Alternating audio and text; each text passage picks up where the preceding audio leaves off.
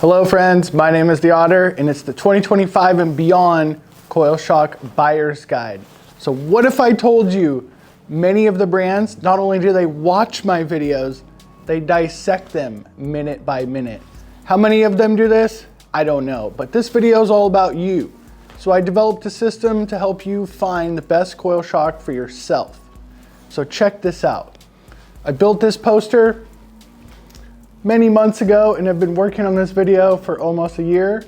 So basically, I will be ranking them according to the Otter scale, but who cares about the ranking? This is all about you.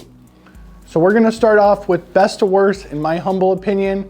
So number one is gonna be Ohlins, but let's go over the coil shock ranking system before I dissect them with a review and then a breakdown at the end. So basically, let's break it down into the ranking system and how you can figure out to find the best shock for yourself. So higher the plush score, the better it is in the chunk. Higher the firm score, the better it is on blue flow trails typically. So we have performance, setup, strength, service, package, cool.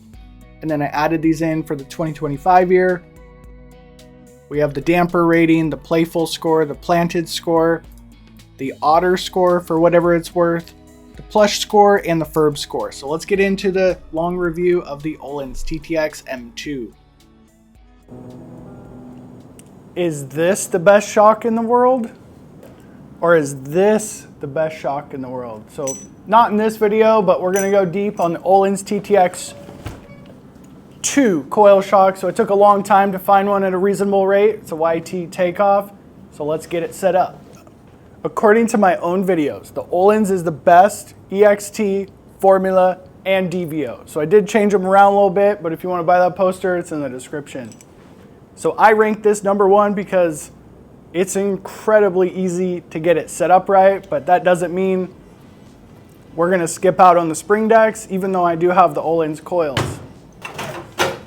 So we got EXT coils, but there's nothing more important than getting the right spring rate when it comes to riding a mountain bike coil shock.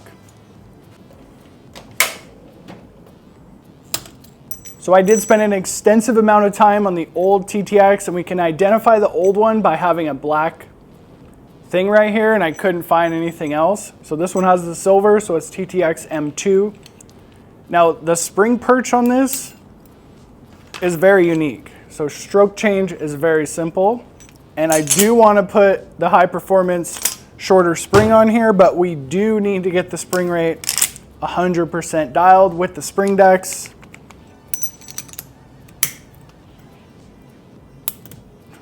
So we have 19 clicks of low speed compression. So if you don't know what to do with the low speed, just put on 5 clicks. I'm just going to be adjusting dynamic sag on the trail with the spring decks because we're trying to get a shred in. So we have a grub screw just like EXT up here to make sure that coil does not move. Forgot about the rebounds. We have unmarked clicks of rebound, but usually when you turn it clockwise, that means slower. There is 6 clicks of rebound. So let's start with it in the middle.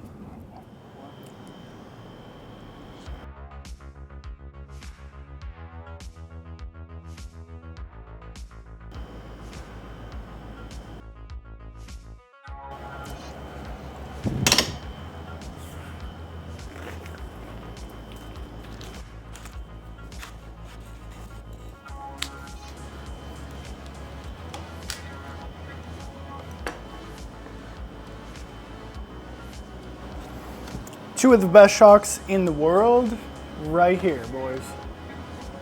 So we got some Amazon hardware, and I'm a little curious to see if it's gonna work and or fit.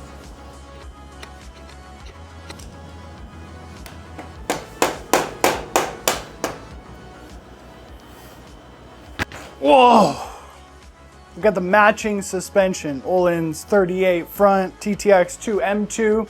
So they did come out with an M3 fork, but obviously I'm not made out of money. And these are independent videos, so I don't have to do the brand bullshit quite as often. Woo. Oh my gosh. Wow. Pretty amazing.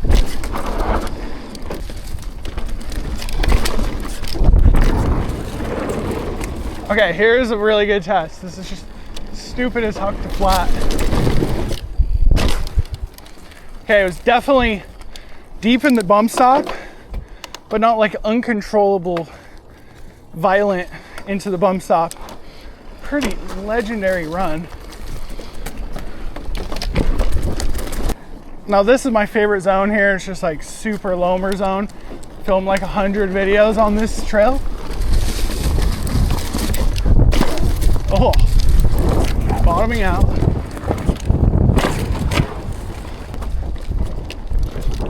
So right here,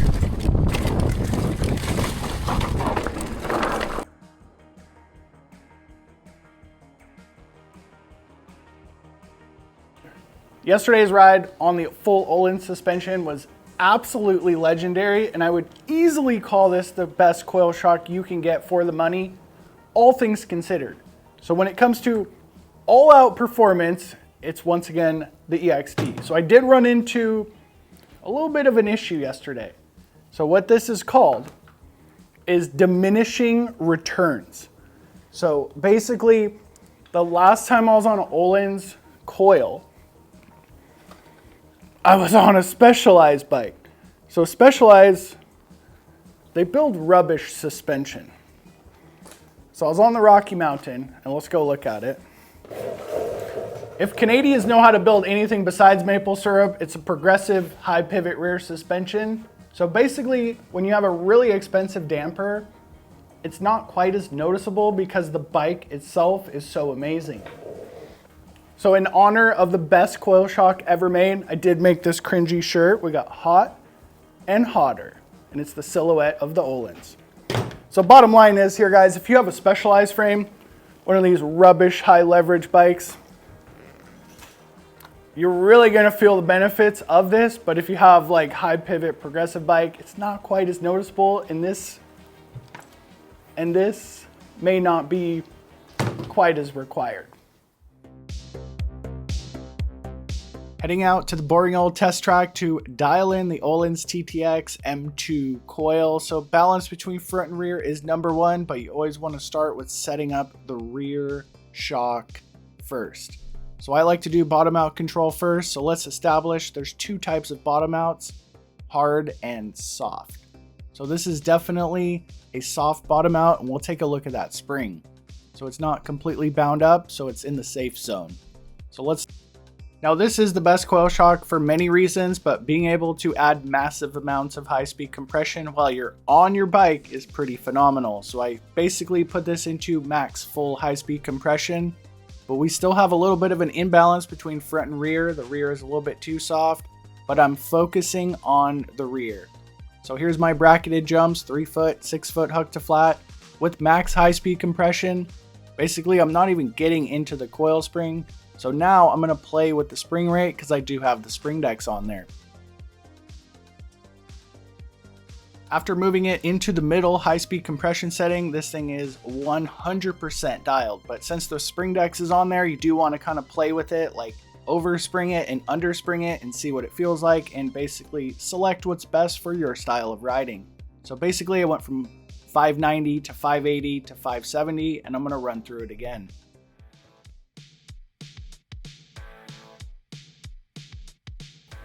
So I'm wondering what's the difference between TTX original, the one I had before with all the videos, and the TTX M2. So I went deep on the internet to try to find some stuff out, and it looks like we got some internal valving. Basically, it feels more or less the same. It kind of felt like a downgrade on the Rocky Mountain because when I put it on my Kenevo, it was absolutely legendary. Just like I talked about, diminishing returns. So here's all the stuff they do actually claim, and maybe I'll read this out to you. Ohlins did such an amazing job with the clickers, the performance. It's just a perfect balance of everything. So today, I got a whole bunch of springs and clicker knobs. I'm gonna go to the test track. Just so you guys understand springs and performance, the less windings, the more spaced out they are, the more engaged coils. So we see the EXT spring, 1, 2, 3, 4, 5, 67 millimeter Ohlins spring has 6 windings. Cane Creek 7 windings. Spring Deck 7 windings. So in my humble opinion, Ohlins really messed up when it comes to the springs because it's so confusing. I literally need to study this. I had to print it out and study it. So they make a whole bunch of springs. And we got to make sure we have enough squeeze out of here not to damage anything. So this is the 77 series coils I have. And it says 67 on the end. So according to Ohlins, this is a borderline spring. They actually want you to go up to a 75. The last number will be 75, so there's more deflection. If you don't understand it, I don't either. I literally had to print this, so I'll take a screenshot.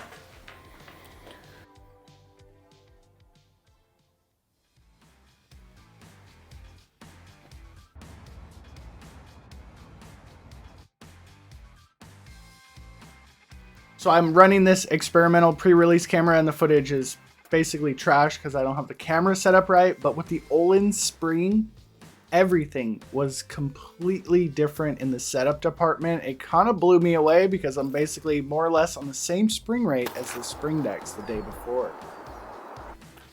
So that was really an experiment to see if there was a difference between the high performance Ohlins spring and the spring decks.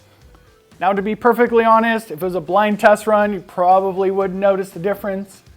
However, during the first section of my little test track ride I'm very comfortable with, the rebound felt somewhat cleaner. I don't have scientific data to prove that, but it did feel like it rebounded and it didn't bounce as much. It just felt like it whoop. But I'm trying to learn the upper jump line up here.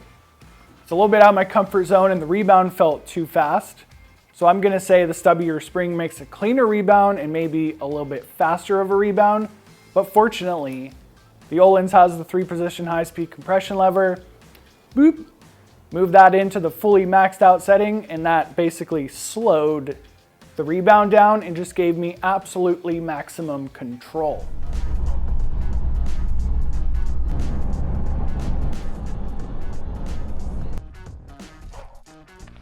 Rockshox, Johnny, Rockshox. What do you Rockshox peasants think about yellow?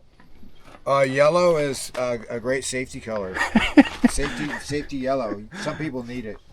I think it's beautiful. Are you talking about the Ohlins? I think it's disgusting. I think it's the they them. It's as bad as the Maxxis labels, but if you have the OEM tires, they're white. So it's dude. better. For my pronouns, I'm identifying as retard.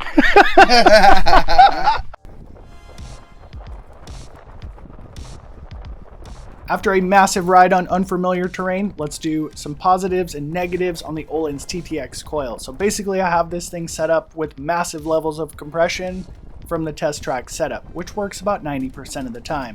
Whenever you have these massive G-outs on a coil, a cheap coil, oftentimes you'll just be riding on the bump stop. So I was super satisfied on the first couple trails that are pounding blue flow trails. Now that setup does not translate over very good into that super slow tech steep style of riding. Basically the TTX is feeling more or less like an air shock coming down here, not giving me that ground hugging traction that I love out of twin tube shocks. So fortunately with the TTX, it's a simple pullover, move the high speed compression lever into the open setting, and it's back to feeling like a twin tube ground hugging shock. It's a little bit of a bummer in my opinion because basically you can't get a set it and forget it setting. You got to be like max high speed compression for the pounding blue flow trails and then open it up for the steeps. I would prefer to see Ohlins putting hydraulic bottom out on there. With hydraulic bottom out, basically we can get more of a set it and forget it setting. So kind of a deal breaker for me. This TTX doesn't have quite the lively poppiness that I love. It's not the most dull shock like a Push 11.6, but it's no EXT E-Storia.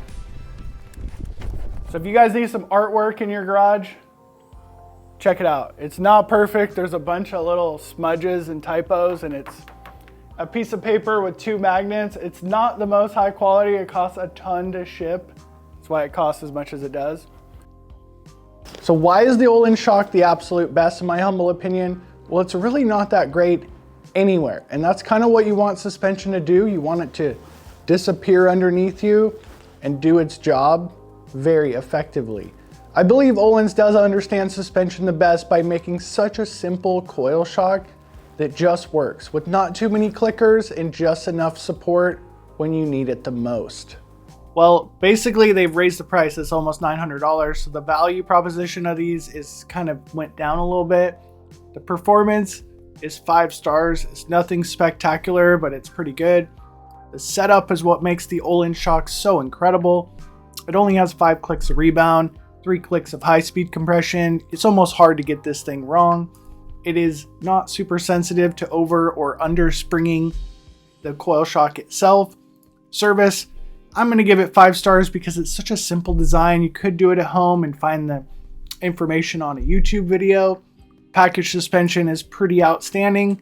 Probably one of or the best 38mm stanchion fork in the market. Cool factor, I'm going to give it 5 stars because of the prestige, but personally I don't like the yellow. Jumping into the 2025 ratings, the damper is 5 stars. So this is the reason Ohlins is the best, to be perfectly honest. Nothing is particularly amazing or crappy. Everything is just kind of middle of the road. Playful factor is 4 stars. It is a bladder shock, not an internal floating piston.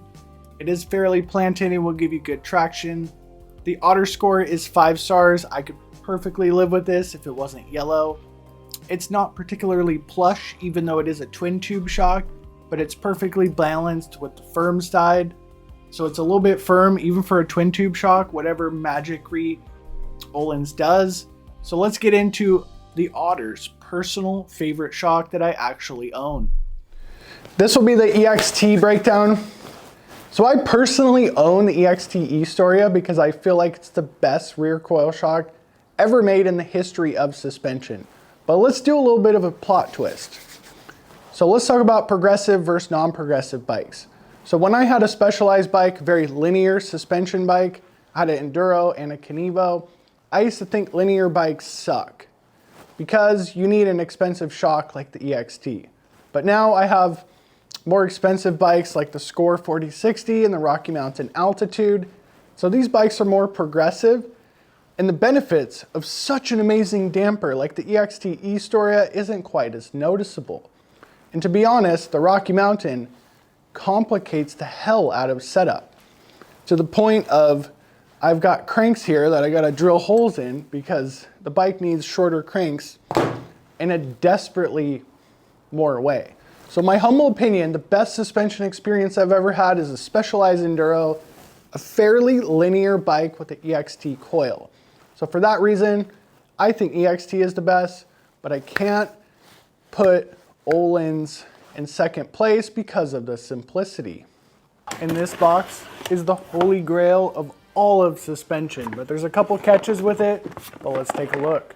So that shock is for this bike, but I have one thing to tell you. The internal valving on these is so good. It doesn't matter what bike you put it on. The only thing that matters is that you get the right spring. But let me tell you how this story started. So I traded my Ohlins air shock for an E-Storia. Showed up off Pink Bike. Today's sponsored, the Pink Bike Classifieds. Actually, no disclaimer, because this is a Goodwill warranty shock. So they Goodwill honored the 5-year warranty program if you register it. I actually like the E-Storia better than the new V4s with kind of the brown tint. This just has some kind of color that doesn't exist anywhere else. Oh, girthy shaft. We got a climb lever if you put it on your Amish bike. Nice piggyback clearance. And just an absolutely beautiful piece of suspension. The compromise of EXT shocks, they're not super reliable and they're really finicky to get set up wrong. So let's get it strapped up. Oh yeah, there's this problem too. The spring's too wide. So normally you don't start out a bougie shock video by trying to massacre this rubber collar off, but let me give it a shot. Ooh, there it goes.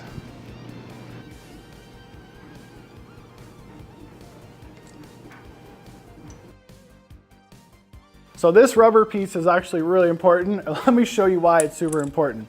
Not to shame Cane Creek in any regard, I actually really like the Kitsuma. So right here, the damper is all butchered up from the spring because mud got inside of there in the last video. EXT products are extraordinarily hard to set up, and this is very much a helpful tool.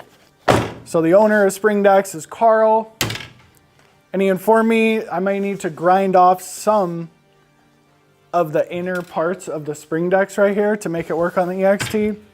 Just to mention, I do want the EXT spring, or the little stubby one, but these are gonna be amazingly helpful and money savers. I actually have an experiment for the spring dexes coming up here. So while I unbox these spring dexes, I'll put the conversation I had with Carl, one of the owners of Spring Decks, on the screen. So basically I was like, why, how did you make it?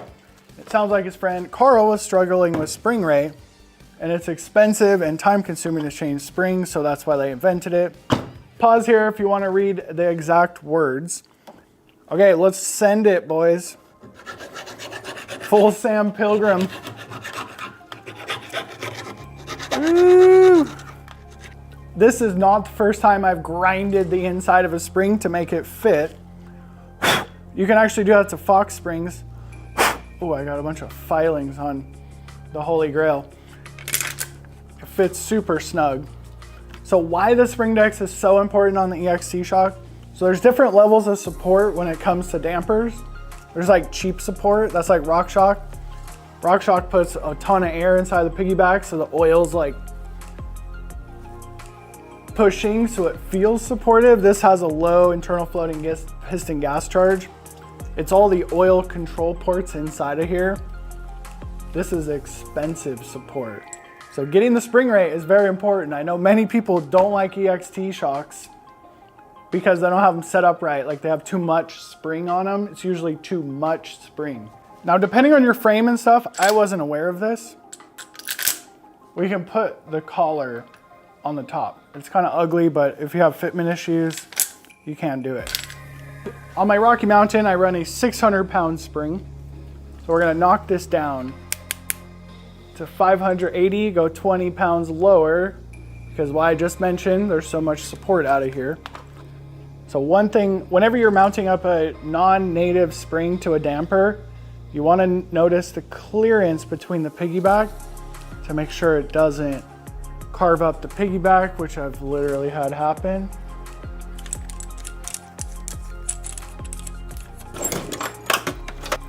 So it looks like it comes with a DU bushing, and all my hardware is Fox hardware. So all the Fox hardware does go onto here. You just gotta have this special tool to remove the DU bushing. On the top of the spring collar, we got a little grub screw to lock into place. So I told EXT it was for the status, and this is where all the clicks were. And this kind of makes sense. 7 clicks of low speed, 10 clicks of high. If I remember correctly, the high speed rebound, high speed compression, makes this super nice pop.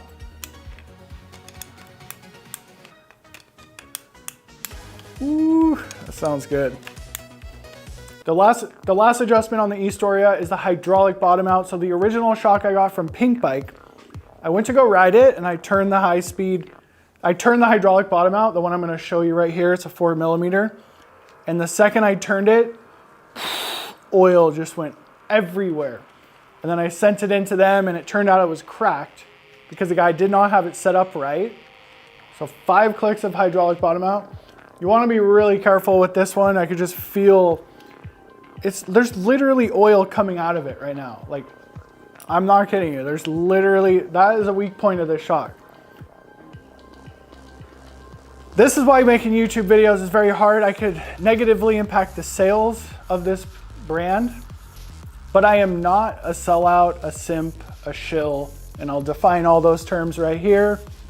It is the only shock I've ever bought with the intention of keeping, and it's going on the specialized status. So what you want to do is be ultra careful with the hydraulic bottom out.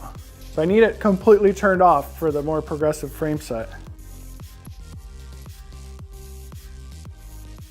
So the next sponsored segment is a tire inflator. And I'm like, I can't make a video of the whole product, but I can incorporate it because it is extraordinarily important. So here it is, digital tire inflator. So we got cars, motorcycles, bicycles. I already set it up for bicycles. With my downhill casing tire, I can run like 25, 26. So included is the little Presta thing. So basically you can fill your car tire up with the main one. But let's try to go to 30.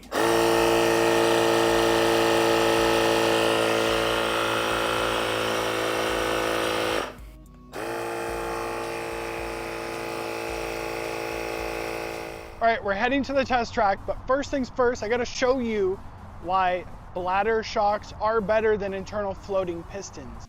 When there's a bladder instead of an internal floating piston that's found in Fox and Rockshox products, basically the shock is insanely responsive. Like, you'll absolutely blow your mind. So whenever a suspension person says there's no difference, they're 100% wrong.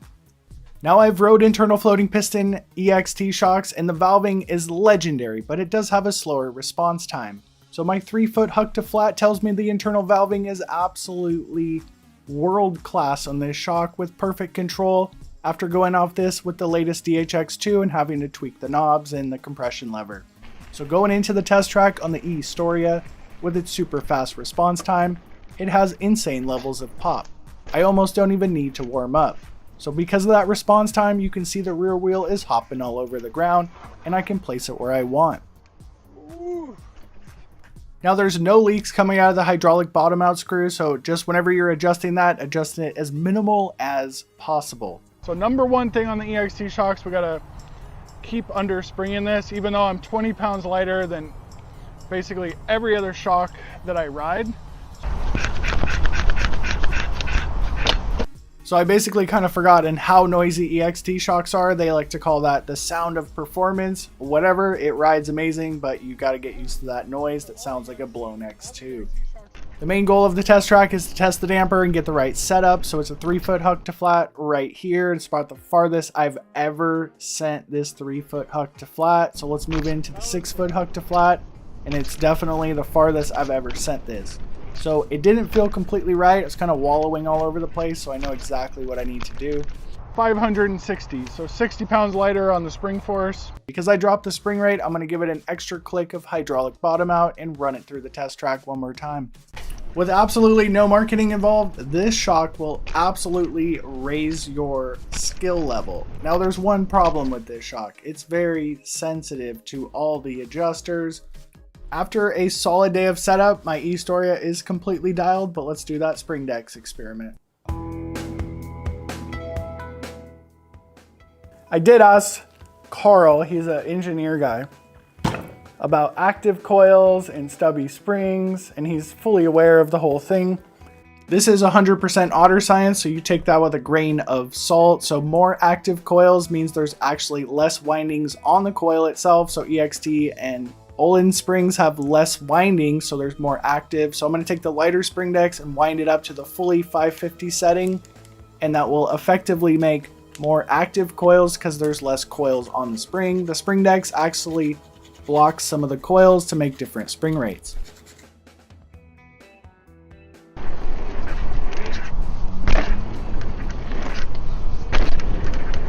The 550 pound spring did not work. So finding the right spring rate is literally the most important thing.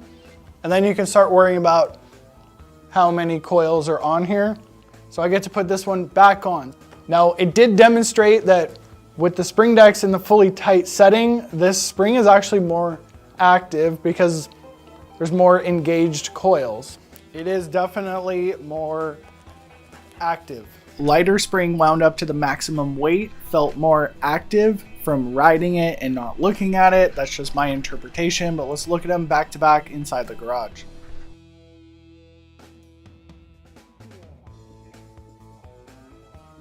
Now this is a little bit of a nitpick because any coil spring is far superior to any air spring on the market. The number one thing is getting the right spring rate. So I have to go back to the gray collar heavier spring to get 560 because the E-Storia is sensitive to even 10 pounds of wrong spring pressure. Garage dyno run, see how it feels.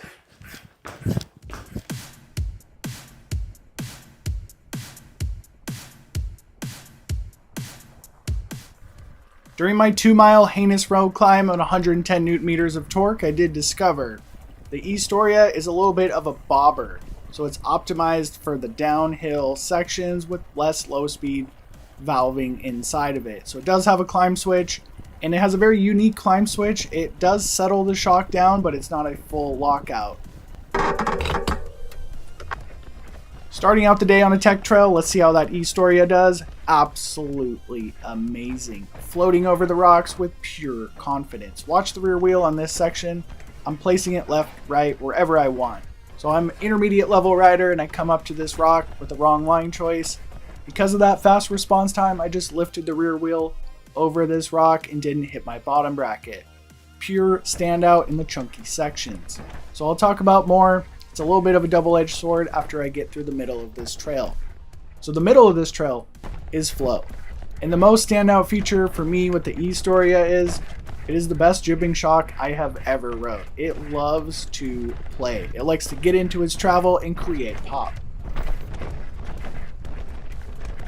Now let's take a look at the rear wheel and what the E-Storia is doing to it. It's giving the bike so much control, it will literally raise your skill level up in the most technical of terrain.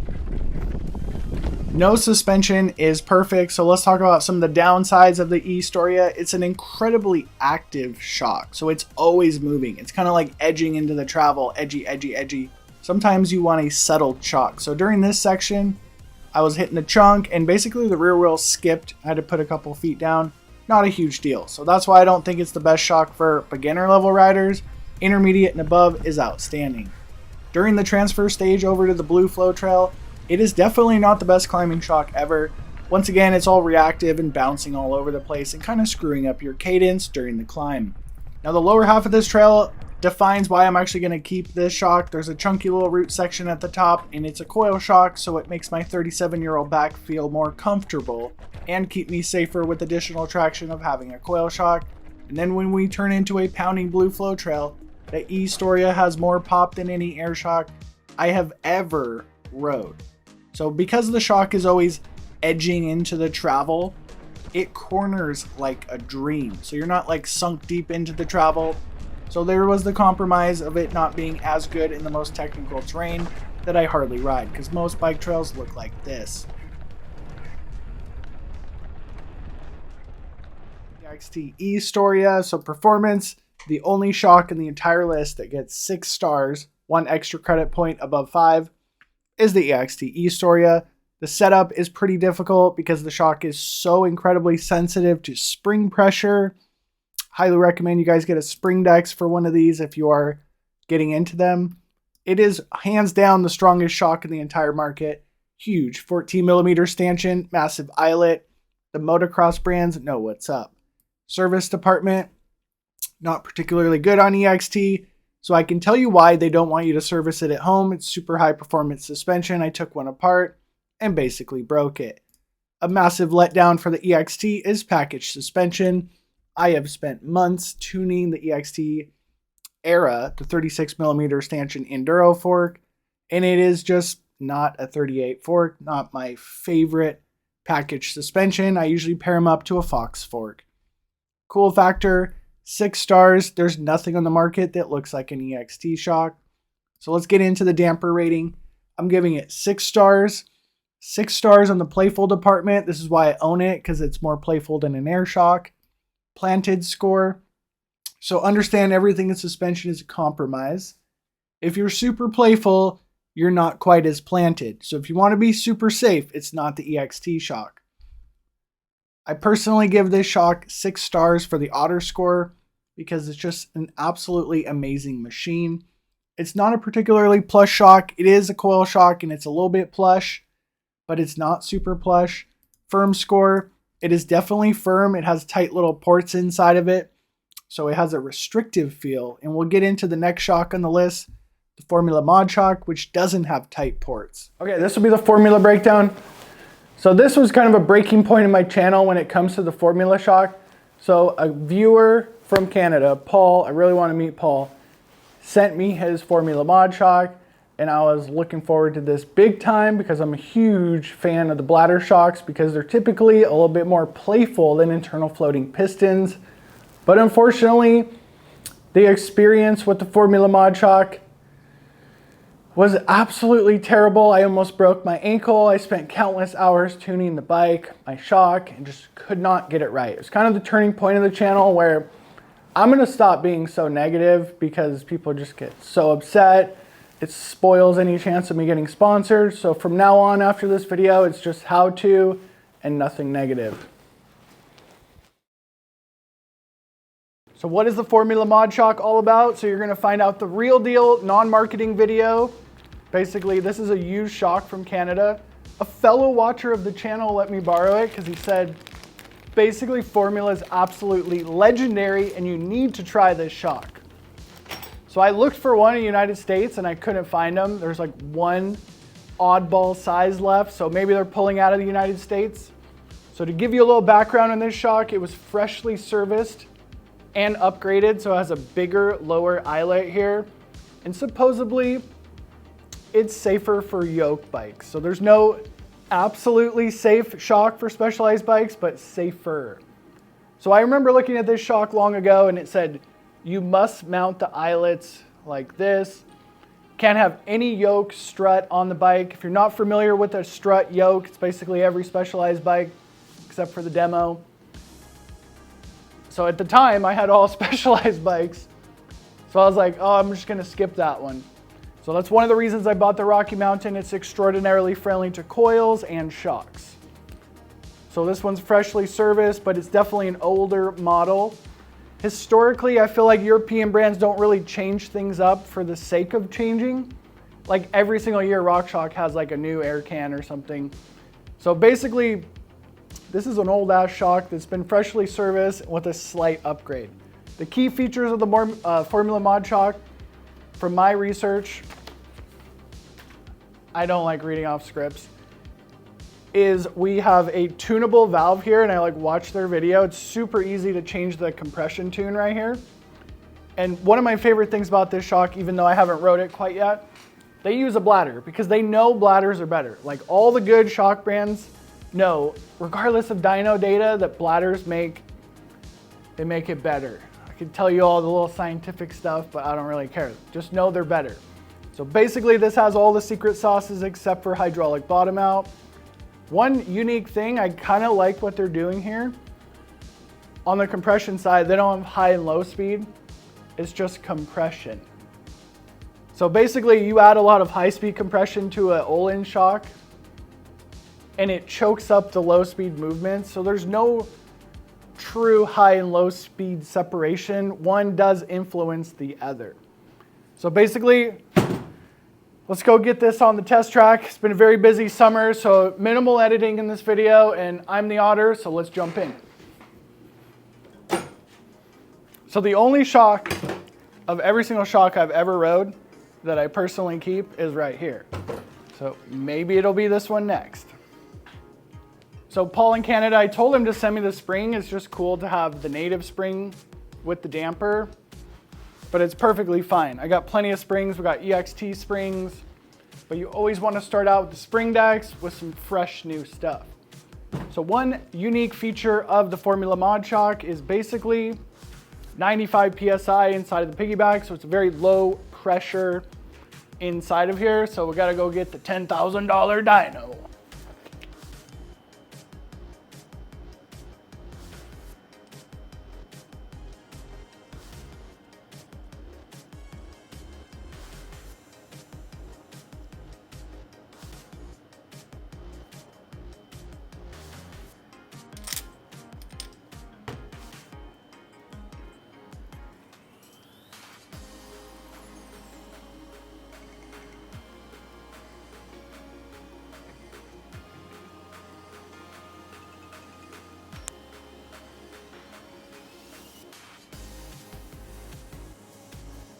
So I built this poster as kind of a buyer's guide. So the Formula Mod Shock, I haven't personally rode yet, but I'm going to put it in the same category as DVO, as highly tunable bladder shock, but we're going to have to see.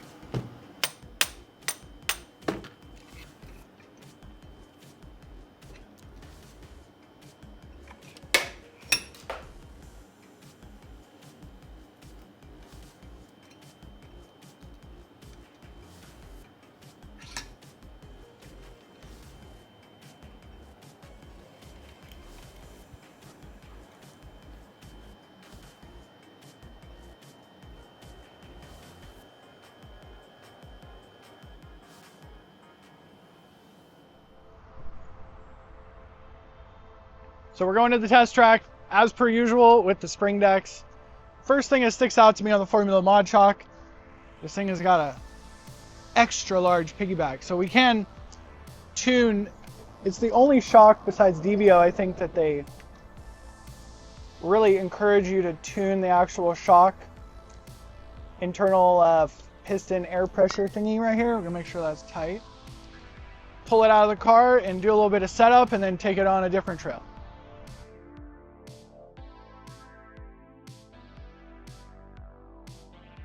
Parking lot setup.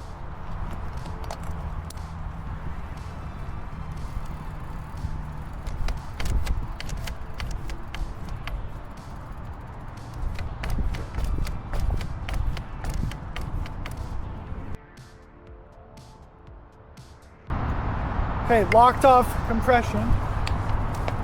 Oh my God, sorry. Okay, locked off compression.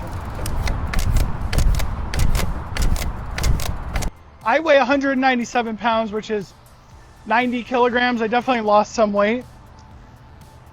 So Paul told me he put the medium compression tune inside of this. So even just bouncing around here in the parking lot, I'm just like clapping it out into the bump stop. So I definitely need the heavy compression, what's it called? Tune valve thing. So I obviously don't have it and want to go ride my bike. So we're running 550 pound spring. So I'm going to go up to 570 and try it again. So free flowing piston is one of the selling points of this. So basically there's a lot of oil slamming around inside of the shock. So which means it's less supportive with a low internal floating piston gas charge. This is like a recipe for a broken shock on a Specialized bike without the hydraulic bottom out or a progressive spring. So with 20 pounds on spring pressure, let me try it again.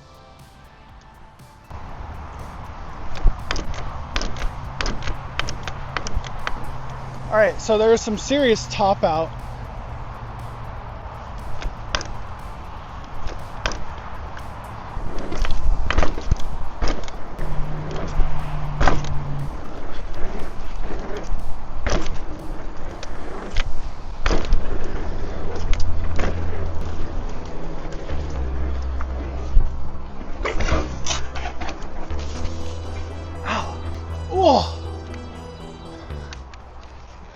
Totally forgot to warm up. I haven't rode a bike in like almost a month. And then I put a new shock on my bike and just go full speed through there.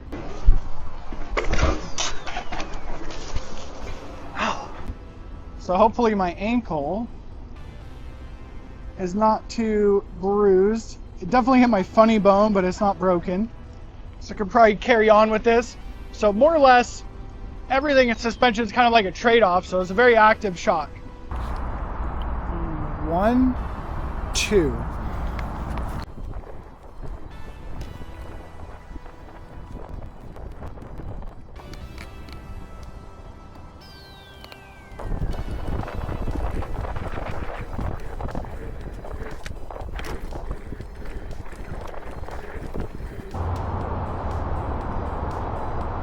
Okay, full slow rebound.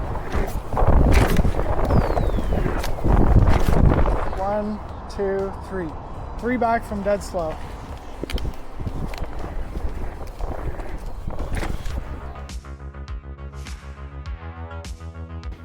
So basically I had to cut that ride short because my ankle is like on fire and I gotta switch pedals. So there may be a part 2 in this, but basically the test track tells me everything I need to know about a shock. The Formula Mod Shock is a very poppy reactive shock. Definitely in my top rating system. If you watch the Coil shock ranking video, having not rode the Formula Mod Shock, it is perfectly in the right position. So I'm sorry to tell you it's not the best feeling coil shock I've ever rode. The test track is the most shittiest place for a coil. Coil shocks eat chunk. Amazing. That's why I like them. So there's no real reason to go eat some chunk in it. Is the shock reactive or is it more stable? Basically, you got to choose which coil shock you want. In that video, you can find out more. So my major complaints inside of the Formula Mod Shock was basically the rebound. I could not get the rebound dialed. So basically I started from 7 from fully open. We have 14 total clicks. So I started in the middle and it was usable, but it wasn't the right rebound. I think the valving is a little bit funky in my opinion for my bike, for my body weight. I'm 197 pounds. I don't know if that's 90 kilos or not. So we have 17 clicks of compression. The compression range is very limited. So that's the middle one according to Paul. I'll re-verify with him later and I'll put a title here if it's different. So basically from fully open to middle to full lock-on compression, there's just really not that much. So it tells me it's some form of a shim stack inside of the cartridge that you can swap out. So that's a good and a bad thing, just like everything in suspension. It's a very fine-tuned adjustment, but there is clearly not enough bottom out control built into that little valve thing or the main piston. So going into my notes here, we have a 30 millimeter high flow piston. So basically, I can start putting shocks into different categories. So a high flow piston is moving oil like crazy. So it creates this unique type of feel. So most recently, I was riding the Vorsprung Tellum. The Tellum has a high flow feel. Basically the oil is moving really fast. EXT Ohlins, they have their own type of feel and it's not a free flowing piston. It's a more restrictive feel. Personally, I like the EXT and Ohlins feel better than the free flowing piston style, but you be the judge of that. So we do have the reinforced. So this is an old shock that has the reinforcement eyelid and stanchion for side loadings and etc. But that doesn't fix the underlying issue of that shock doing hard bottom outs. The Rocky Mountain is a 37%. I'm running it in 37% progressive and basically clapping into the bump stop in the parking lot. So there's just not enough valving inside of there to like stop it from bottoming out in a heavyweight rider. So if we look at my Coil shock poster, I put DVO and Formula right next to each other. Formula is a little bit taller than DVO. So having not rode the Formula mod shock, I just put it into the category with DVO and it's very similar to the DVO JADE X Prime. Basically the stock internal valving on the main piston is not quite satisfactory for big dudes. Most of the negative stuff I stay in videos, the brands end up fixing later on. Either it's common sense or they watch my videos, so trying to keep it real here. To be perfectly honest, the Formula Mod Shock has no place if you're a 200-pound rider unless you get some heavy valving on the main piston with the heavy cartridge. The lack of hydraulic bottom out is a truly disappointing experience from such a well-respected brand such as Formula. There's just basically no excuse in 2025 to not have hydraulic bottom out externally adjustable on your Coil shock. Even with a super progressive frame like the Rocky Mountain that's extraordinarily friendly to Coil shocks. My quick search on the internet about the Formula Mod shocks, negative always sells, so let's keep it negative here. So the weak points reported on the forums pages, just basically took a couple notes. The early Formula Mod shocks had noise, early lockout noise.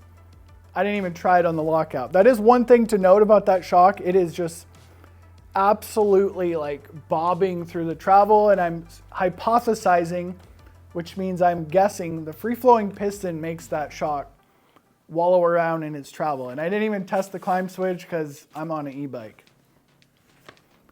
Now, another complaint I found on the forums pages, honestly, you're better off getting reviews from Reddit because they're like real reviews, because being a YouTuber, journalist, review guy, you have to be like completely brand subservient and throw your audience under the bus if you want to be respected by the brands. I've just kind of gave up being respected by the brands. So according to the forums pages, the rebound is very limited with heavy springs, improved in later models. So the shock Paul let me borrow is an early model that's been retrofitted. So it's an early model with limited heavy springs. So once again, back to the Formula Mod shock, this is not the ideal shock if you weigh more than 180 pounds. I personally know there's massive reservoir clearances with the Formula Mod shock just by looking at it. And then one time I almost bought one. It was on the Pink Bike Classified, and the guy had shaved the head of the piggyback off because it wouldn't fit inside of like a Kenevo SL or a Specialized Enduro or something. And then some people are complaining about the weight penalty. Maybe it's a heavy shock. I forgot to weigh it. So basically, when I put it on the $10,000 dyno, the breakaway pressure was about 27 pounds, which is the only shock that comes close to that is the Cane Creek and the old Fox DHX2, which are true twin tube shocks. I couldn't find anything about Formula being a twin tube shock. Their major selling point is user-friendly CTS tuning, changing the valving stack on it. There's like 5 tune models, and it's just basically off of your weight. We really need an external hydraulic bottom out. So it's tunable, but it's not like ultra tunable. We'll go into the ultra tunable later with the Vorsprung. To be honest, it's not that impressive of a shock. I think the most disappointing thing with the Formula Mod shock, and once again, most of the negative stuff I say brands fix later on, they make a dual crown fork. And then they make a 35 millimeter stanchion fork. I don't even remember what it's called. I saw it for sale at Universal Cycles. Super expensive 35 millimeter shock. But if we reference my poster, the Formula Mod shock is very similar to DVO. So that means if you want a single crown 38 millimeter stanchion fork that's gonna match the personality of your Formula Mod shock, 100% it's gonna be the DVO 38 Onyx SL version, not the Coil one. That like super buttery feel straight off the top. So I was riding a 180 Fox 38 and it works. I think the worst match for the Formula Mod shock would be like Charger 3 Zeb, kind of more progressive forks. Has a very unique feel. So I don't understand why Italians think that 38 millimeter stanchion single crown forks are a bad idea, but for some reason they do. Like I have the EXT fork hanging up there. 36, it's just, honestly, it's a marketing blunder for them not to make a 38 millimeter stanchion fork. I know they reinforce it and do all this stuff, but the true reality is trail on trail, 36 versus 38. 38 steers better. Can't measure that flex deflection in the laboratory or the dyno. Like on the trail, 38s feel better. So if you do want to match it up, it's a DVO Onyx 38. And if you can get a hold of that WP1, that's a truly amazing fork. So it's possible. We're gonna go part 2. I gotta take the clip pedals off my bike and hopefully my ankle doesn't swell up any more than it does.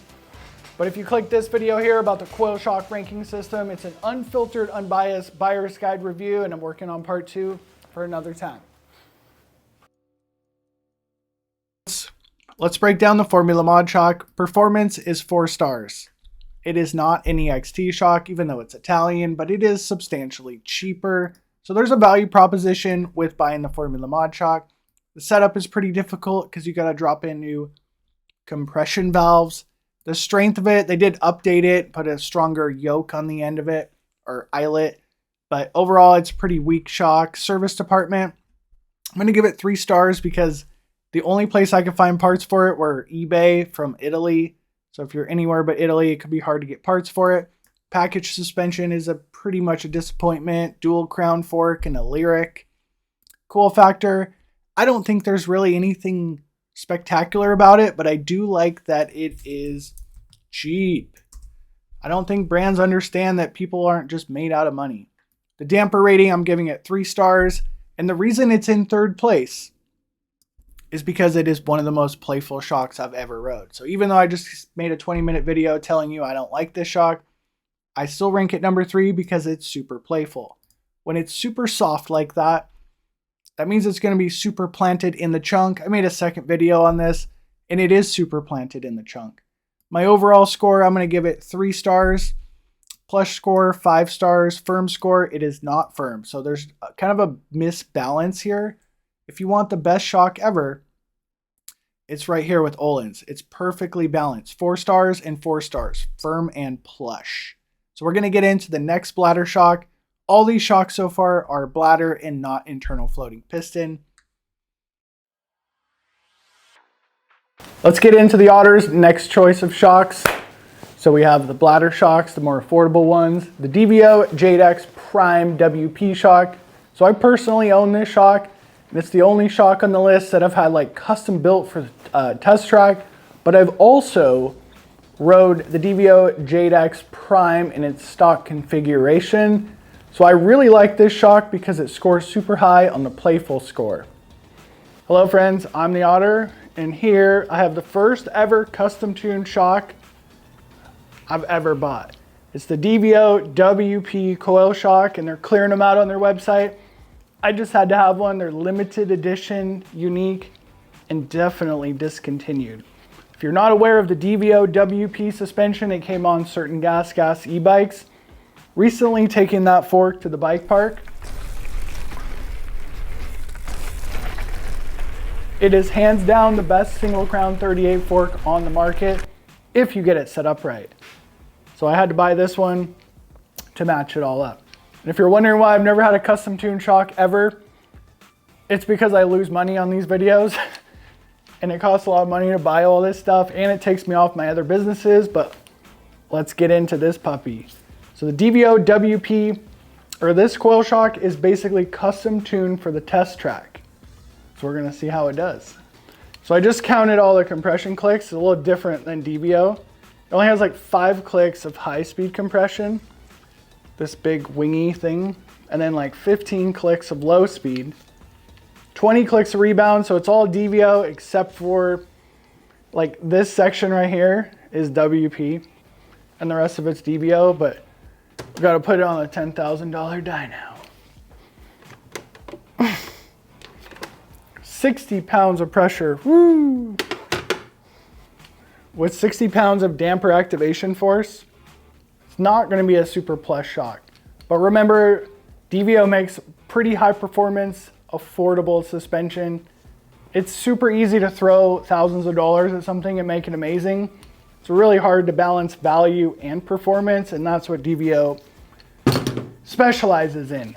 So the custom tune, I talked to the tuner, gave him all the information on my bike, told him exactly what I wanted: less low speed, more high speed compression, needing a ton of ramp up, maximum amount of ramp up, because I like to huck everything to flat. The shock is missing hydraulic bottom out. Hydraulic bottom out's pretty amazing band-aid for bad tunes, but we're gonna find out if custom tunes are really worth it. So DVO right here offers custom tunes on their stuff, but it's very hard to identify what you want exactly.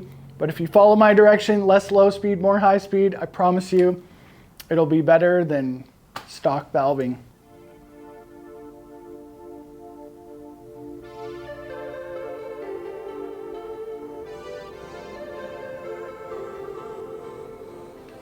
So being a suspension connoisseur, I do have a lot of springs.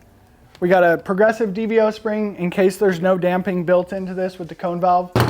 I'll have to figure that out. And then we have the super stubby EXT spring, most high performance, less windings. But once again, DVO is balancing performance and price all in one. So I bought the 500-pound spring for this shock, but I really should put the spring decks on it because no one is above a spring decks.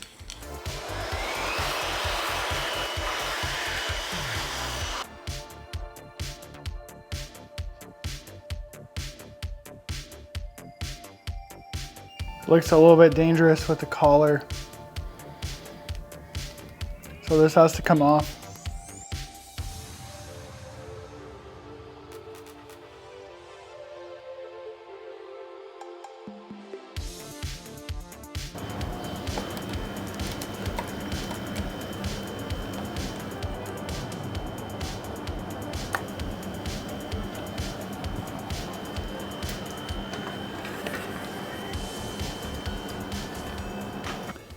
Fortunately, I put the rebound knob in the upward setting.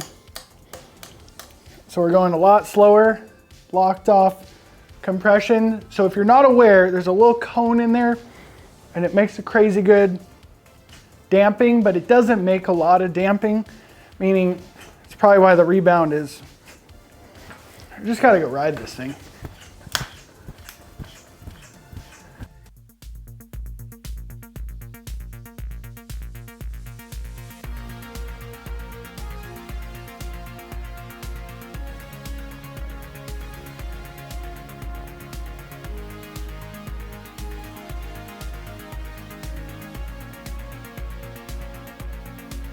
original house. We ran up there. Wait.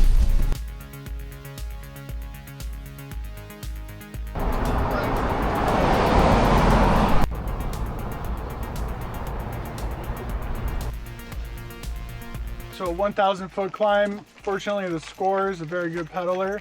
The DVO Shock is not the best pedaler, but obviously I did custom tune it for myself. So I am about to pass out from climbing 1,000 feet because I'm an e-biker. So we're gonna see how the bike does in the downhill. Everything's set up for the downhill. Now the first 1,000 foot or so of descending on this new Coil Shock, it was a little bit strange. It wasn't just jump on it and get along with it right away. Definitely has a unique feel when you do compare it to the standard issue DVO Coil Shock. Dude, just breathe.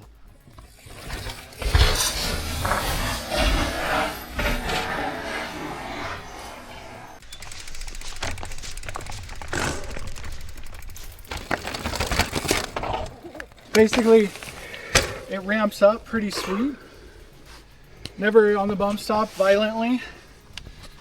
The only problem is I don't have enough oxygen in my lungs on the Amish bike, but that's the whole point. So we're gonna try it again because I kind of lost a pedal. But so far, pretty impressive DVO rear coil. The defining feature and why I love DVO suspension is going to be demonstrated right here. These shocks have incredible pop.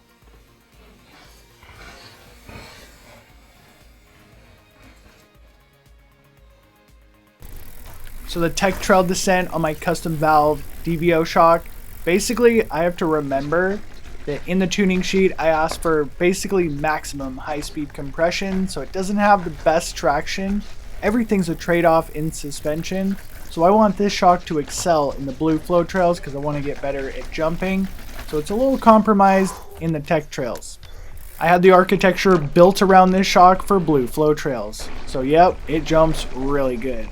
But combo that up with the super stiff carbon frame of the Score 4060, this bike just absolutely generates speed. So understand you can only move the clickers so much and they only do so much. So them going in and adding extra compression shims in there has turned this shock into an absolute beast in the blue flow trails. Jumping performance, 5 stars. But to be honest, I am 100% struggling on this Amish bike from that long climb up.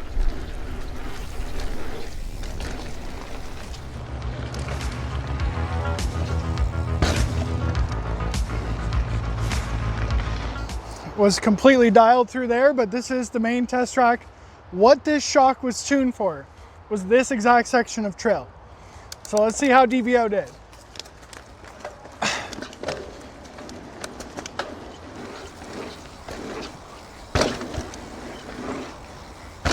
Oh!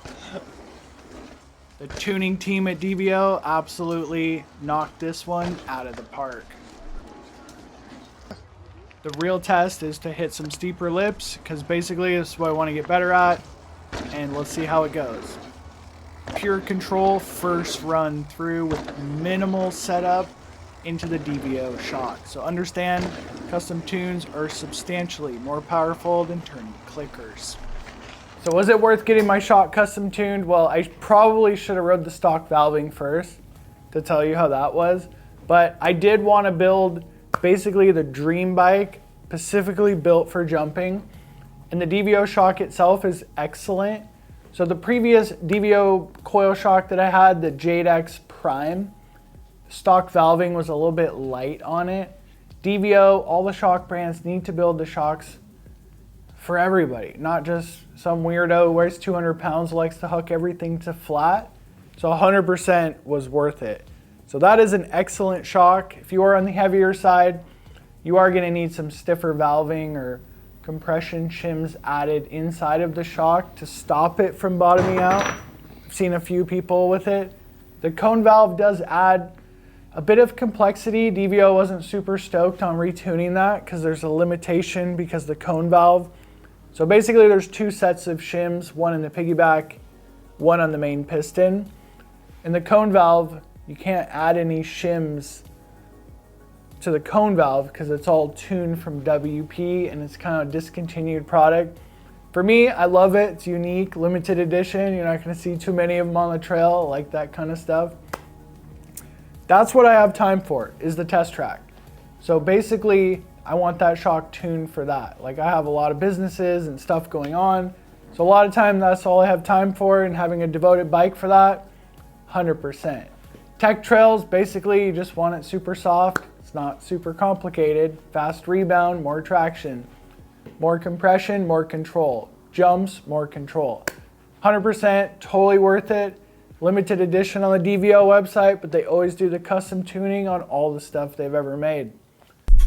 So let's break down the DVO JADE X Prime. So the reason this custom tune WP shock is a number 4th place is because I'm basing my experience off the non-custom tuned one. So basically the DVO coil shocks, the damping is way too light in the stock configuration. So I got to rank it down here. Formula Mod Shock, you can personally add in a new compression valve. So that's why I put it up there. So basically DVO 4-star performance. Keep in mind this shock is literally $400. So price to performance ratio, best ever is currently DVO. 4-star performance. Setup, 4 stars. It's not particularly sensitive. The compression clickers aren't exactly very effective. They don't do much. The strength, I'm going to give this 3 stars. As much as I like DVO, and they're going to be upset that I say this, it's an absolute blunder to do an aluminum stanchion regardless of weight.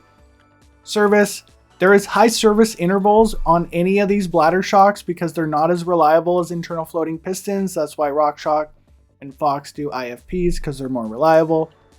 Even though DVO will give you all the parts and information, I'm going to give it 5 stars. Package suspension, I really like DVO fork, so I'm going to give it 5 stars. Cool factors, 4 stars. Basically not the coolest, but they're still pretty cool. So let's go into the new scoring system over here. So the damper rating, I'm going to give the DVO damper 5 stars. 6 stars in the playful department. 4 stars in the planted department. It's pretty firm shock, so it's not super planted. The Otter score, I'm going to give this 5 stars. I personally own this shock because I really like DVO. That's just me. It is not a very plush shock, so keep that in mind. It's pretty stiff. 50 pounds of damper activation force. So just because I ranked the Push 11.6 so far down the list doesn't mean you shouldn't get it. This is hands down the safest shock in the entire list. So Darren, the owner of Push, is a super nice guy. Had a couple email conversations with him, but unfortunately, I'm very good at offending people, so he ghosted me. So I believe Push builds his shocks for himself. Someone like himself in his mid-50s cannot afford any high risk or crashing. And it's an absolutely phenomenal shock, but it scores so far down the list because of this. This is the most expensive coil shock on the entire market, and it's the only piece of suspension that's fully manufactured, assembled, and sold in America. So this shock is super expensive, yes, but check this out. So you may save some money by buying a Rockshox, but you're not going to be able to get parts after 5 years of use. A shock could last longer than 5 years. This 11.6 is more than 5 years old, and all you have to do is mail it in to Push, have it serviced, pay a little extra fee, and you're fully up to date. So going expensive can actually be cheaper in the long run. Today I'm going to be riding the up-to-date 11.6, not the one I just showed you. At first glance at this shock, you're like, wow, it doesn't even have a piggyback, but it's off to the right.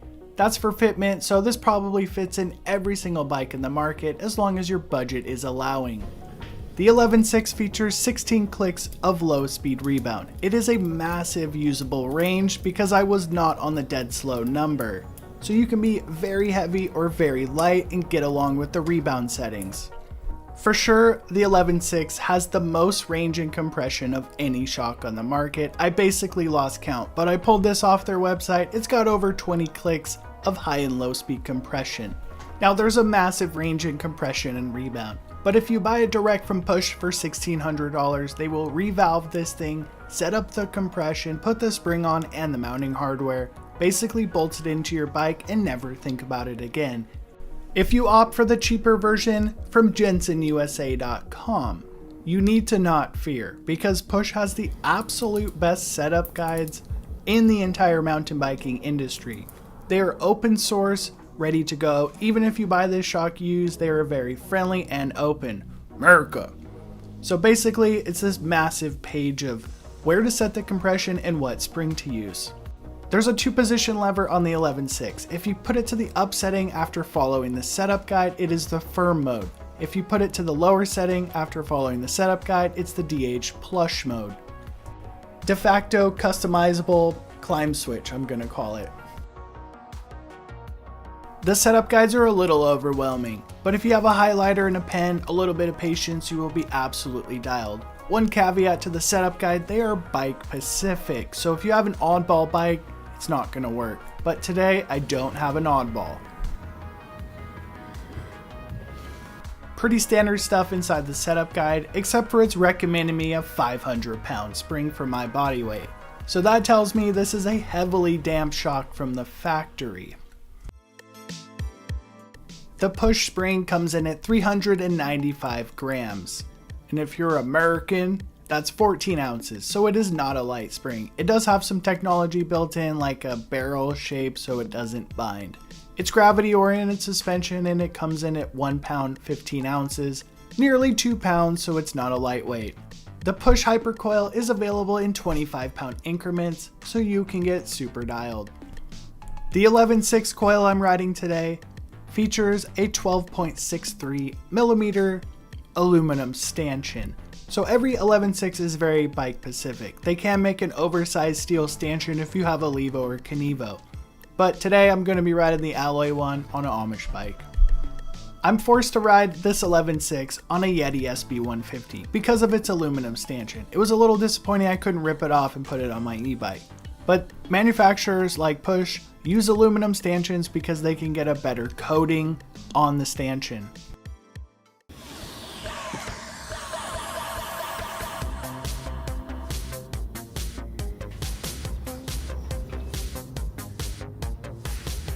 The small bump sensitivity response from the 11.6 looks absolutely outstanding.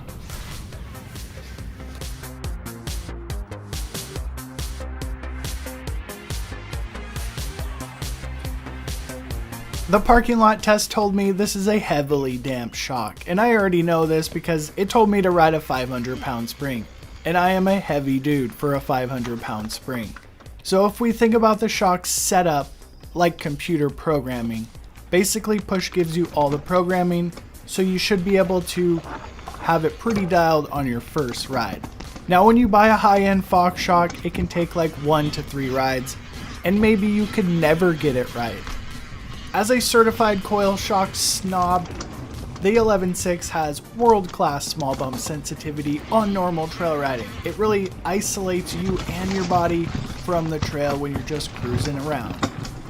Being a little nervous on a brand new shock and bike, I was like, well, let's give it a shot. The most impressive ground hugging traction I have ever felt. Climbing back out of that hole was super impressive, but we have to blame Yeti for its good climbing kinematics.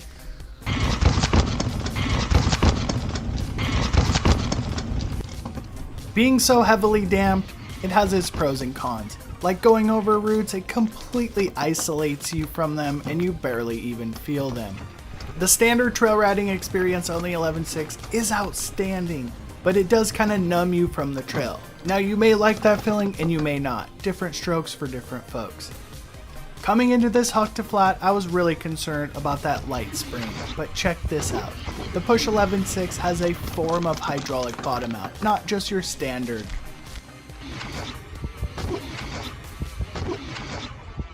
Our twin piston hydraulic bottom out feature also adds progressiveness to the end stroke of the shock, but in a different way, because it actually requires speed sensitivity to activate. So while you may go deep in the stroke, The hydraulic bottom out feature may not activate if the shaft speeds aren't high enough. The hydraulic bottom out piston is designed to add in high levels of additional compression damping to support the suspension only when needed, such as large drops or really deep square impacts. Whether it's low speed deep G-outs or huge hucks to flat, the two systems combined provide you with the ultimate in bottomless feel. That's Darren, the founder of Push. Super nice guy. He did help me make this video. I asked him a whole bunch of questions.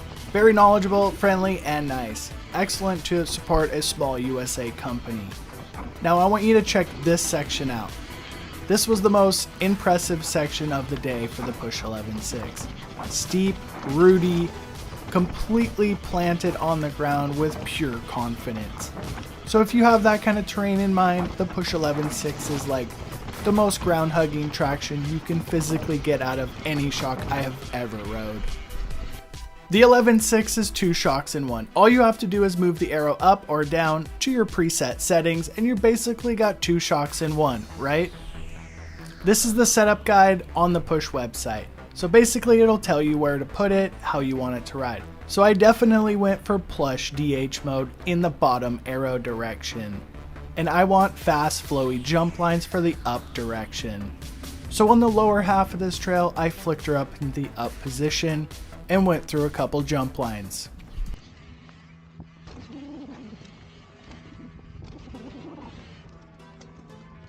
I'm not the most talented rider, but I definitely found a noticeable lack of pop out of the rear suspension on the 11.6, even with the precise settings that they recommend. Keep in mind it's got like 28 clicks of compression and you can play around with that. But the Push is an amazing shock. I didn't like that setting, so I reached down, moved the compression lever. I'm back in a DH plush mode that I was really enjoying. In the firm compression mode, it felt somewhat like a DHX, obviously quite a bit better. In the DH plush mode, it gives you that characteristic of the DHX2. It is pretty awesome to have 2 shocks in one. And don't forget about the widest range in compression literally ever made. And Push can also revalve this shock if you don't like the way it rides. The most impressive thing I found about the 11.6, you run a 500 pound spring and it's got incredible ramp up at the end of the stroke. Like, I don't know how they can do that. It's got a lot of sophisticated oil control valves, hydraulic bottom out, and a ton of compression. Now, if you like a lot of compression and like to mute the trail and not feel it underneath you, this is the most standout shock ever. 6. So I put a little bit of notes here on the side so I can remember everything. Safest shock on the list. It's a little bit dull unless you're in the most chunkiest of terrain. The performance, I'm going to give this 5 stars. 6 stars in the setup department. Push is super heavy on setup and helping you get this set up right. The strength, a lot of these mountain bike brands prioritize weight over strength, so I'm going to give it 4 stars. They are capable of putting a steel stanchion in it, but the eyelet isn't a particularly beefy one. The service on this is 1 star. It has to be sent in. They're very proprietary with all their stuff. Package suspension is a little bit disappointing because we only have a coil fork and it's a super expensive coil fork at that. So the overall damper score, I'm going to give it 6 stars. It's the only one besides EXT that gets 6 stars. Very sophisticated damper, but it does require some pretty chunky trails to get this thing moving.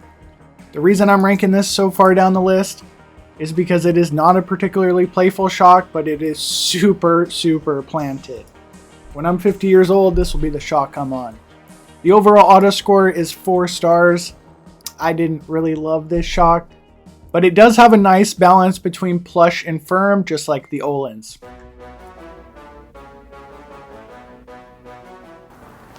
So let's talk about the next shock on the list, and it's categorically speaking right next to the 11.6, the Vorsprung Tellum.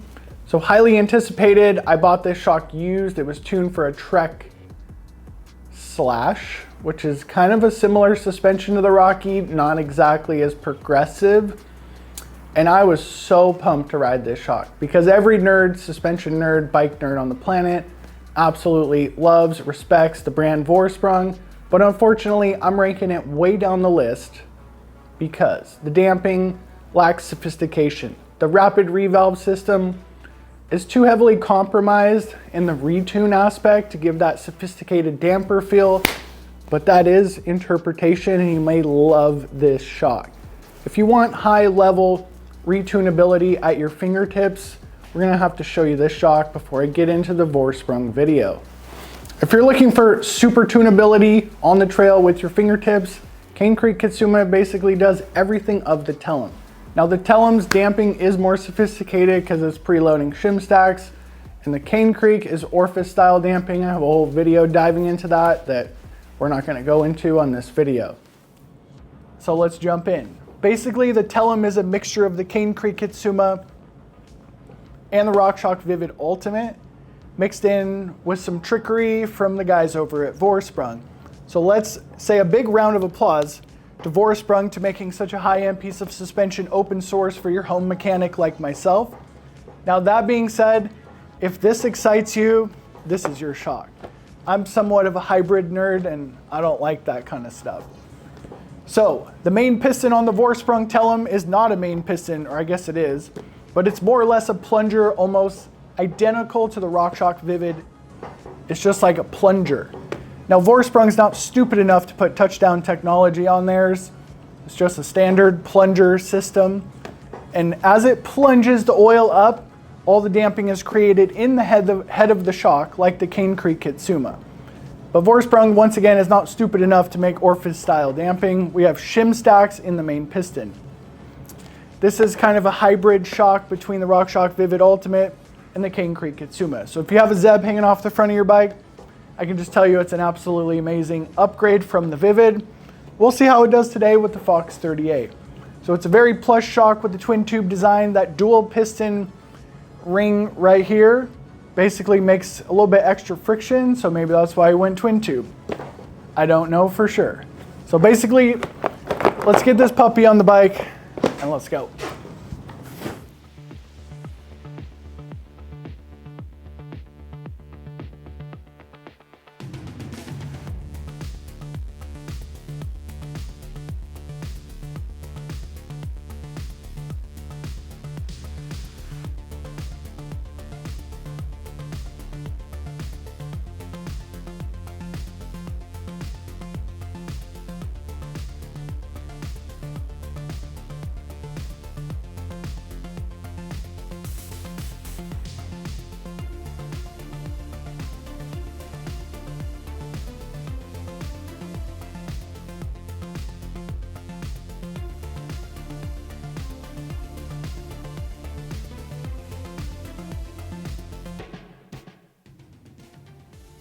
Some of my favorite trails in Hood River, we're gonna start out with a chunky moto trail. And I already know this shock's gonna be amazing in the chunk because of its twin tube design, but let's see what it's all about.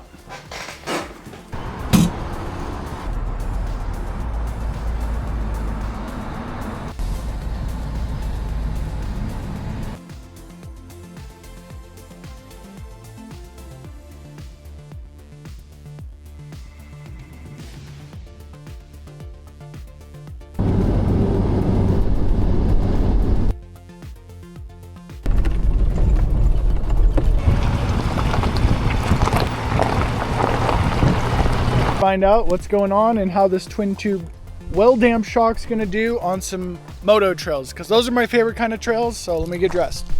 Okay, just so you know my stance, I'm more interested in going kite surfing after this. So okay, it is incredibly soft. So one comment from the last video said that on the tuning hub, which I have not looked into, for a 200-pound rider, you want a 475 spring. So let's go pretty extreme and ride it on 500-pound spring. So on the first run, I was on 500-pound spring because I may have been on the wrong spring in the first video. Then I basically cranked the spring up to 550 back to where I was, and then ran through this trail again.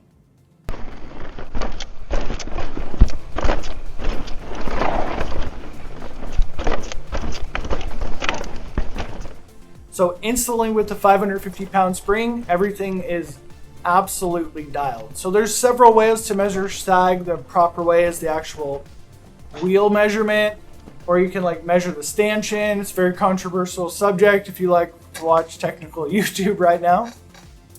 I like to basically make huge swings with a spring dex and just adjust the sag dynamically, so I don't know exactly what it is. So I don't film every second I'm riding. After about a couple hours riding these moto trails way up in the mountains above Post Canyon if you're local, I just really like this like solitude, silence type of riding. The Vorsprung Tellum is a true twin tube shock like the Cane Creek Kitsuma and the older Fox DHX2. So what that means is it's very plush, supportive, each chunk amazing. I didn't even need to ride this thing a second time. I already knew it was going to be good, but I am glad I did, because it's one of the few twin tube shocks with non-orifice style damping or a very good damper. The Fox DHX2, I know it wins 100 races, but honestly the dampers, it's so-so. There's a lot of crosstalk with the rebound. The Cane Creek Kitsuma is orifice style damping. The Vorsprung, let's try to point at it, is the only twin tube shock I've ever rode with proper shim stack damping, set it and forget it, but super squishy plush twin tube feeling. This would match excellent to a coil fork.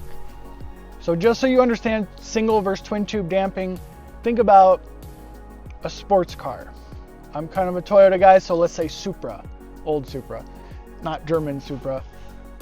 A Supra is going to have a monotube shock because it's more supportive and sporty, and then you get a minivan or maybe SUV like this one, and it will have a twin tube shock because it gives it a more plush ride. So it doesn't completely move over into mountain biking because Ohlins is able to develop twin tube shocks that are very sporty. This one doesn't have the sporty Ohlins feel, it has the twin tube feel, but being so well damped, I was very confident in this shock, especially in the chunk. So the whole point of the test track is to put these expensive dampers into an unfavorable environment and see how they do. So I didn't even need to come up here, but it is what it is. We're gonna go down to the bottom set of trails, and I'm for sure not the best mountain biker. I do like blue square jumps, but I expect when I spend so much money on a coil shock for that thing to make me either a little bit better or a little bit safer. So let's find out which one it is.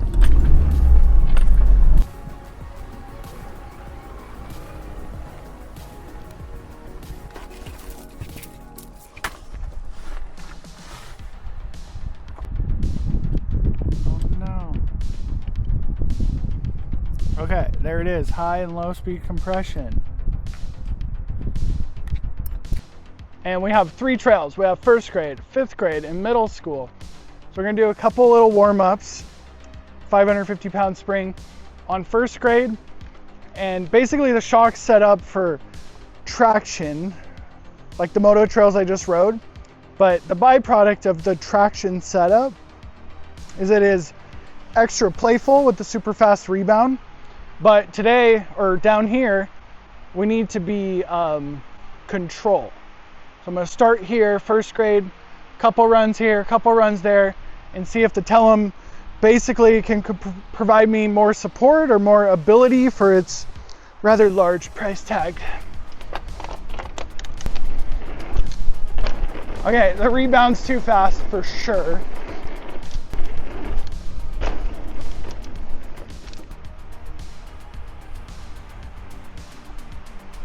So we're gonna try 6 from fully fast. Intermediate level jump line. The Tellum has super good damping, and I'm gonna say it has some of the best clickers in the entire industry. By cranking the rebound almost to fully slow, there was so much additional control out of the rear end. I felt very confident going out over this steeper lip. Enough of those blue flow trails. To be perfectly honest, I'm like a trail rider. I love the backcountry. So we're going about 30 minutes north into this trail system. I'm gonna leave the name out of this one.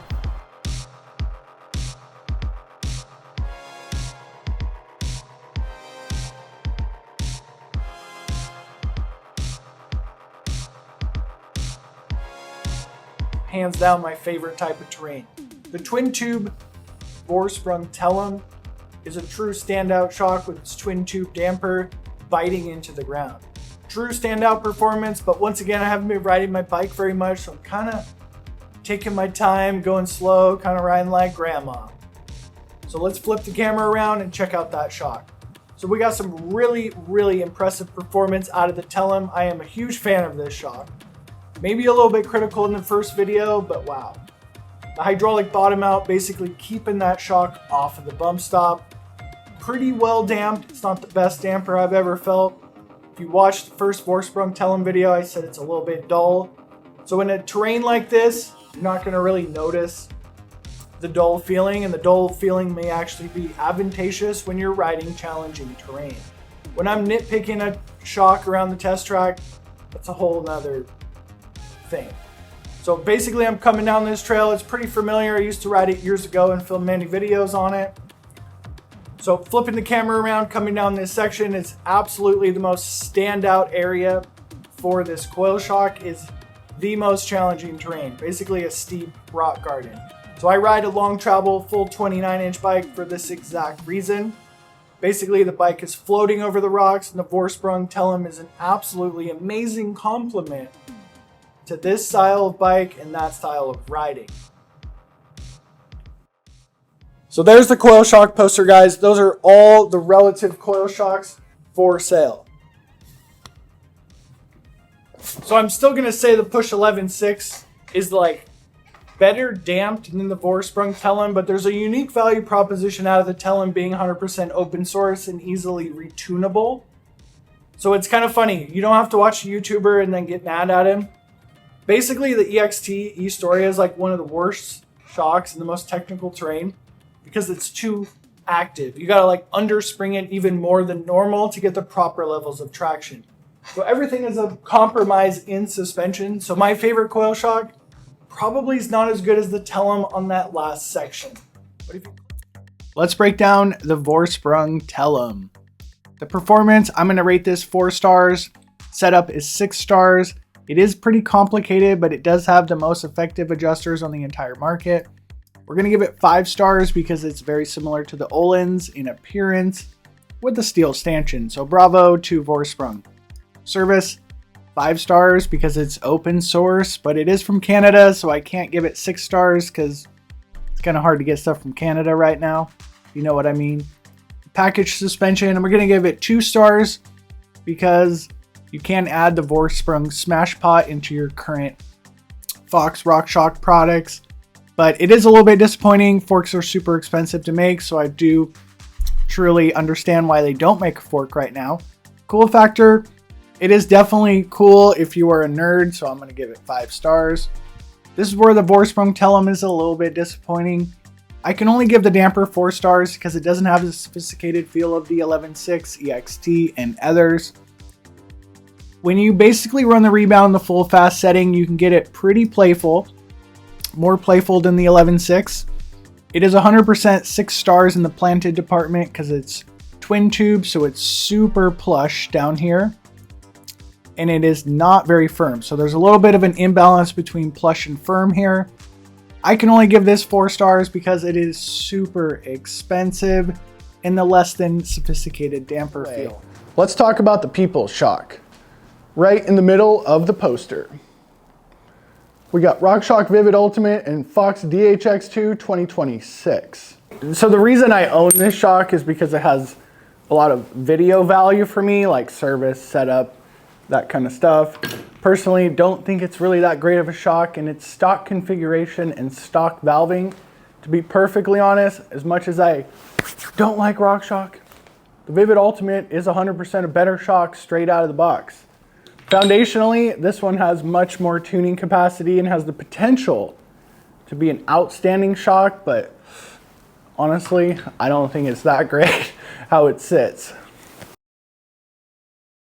Is the new Vivid Coil a simple rebadge from the Super Deluxe, or is it all new for the ride or the trail? So all my tune boys out there, we got a C1 tune. So I picked this shock up at JensonUSA.com because I could not find a used one. and it's a 230/65 with a C1 tune badge. So I have a secret surprise for you. I'm gonna be using a loaner bike, and we're gonna finally solve this tune business. Let's unbox this beast. So it comes in a eco-friendly packaging with no plastic. Inside of it, I'm like, what in the hell is all over this shock? So when it was shipping from China, it was basically rattling around and getting a whole bunch of cardboard transferred onto the shock. This isn't a big deal, you just spray it off. So when we look at this new Vivid coil, it feels precisely the same as the Super Deluxe coil. There's absolutely no exterior change except for a Vivid badge that's in black and white instead of saying Super Deluxe. Rockshox has been using DU bushings since the 40s, and it maintains the same DU bushings into 2025. Now, I was reading some comments from a long time ago, and you need to be careful with the adjusters on these shocks. You can snap the high-speed compression adjuster off very easily, so know where you're turning it. So this piggyback is the touchdown technology. So let's put it on the $10,000 dyno and see if the marketing holds true.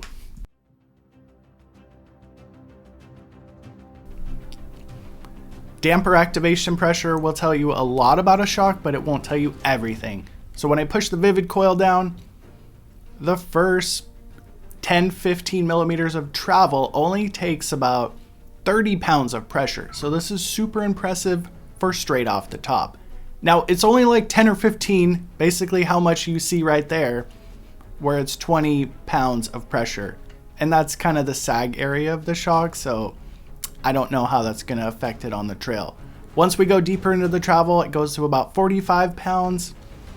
And then when we get to mid-stroke, it basically breaks the scale. Very similar to the Super Deluxe.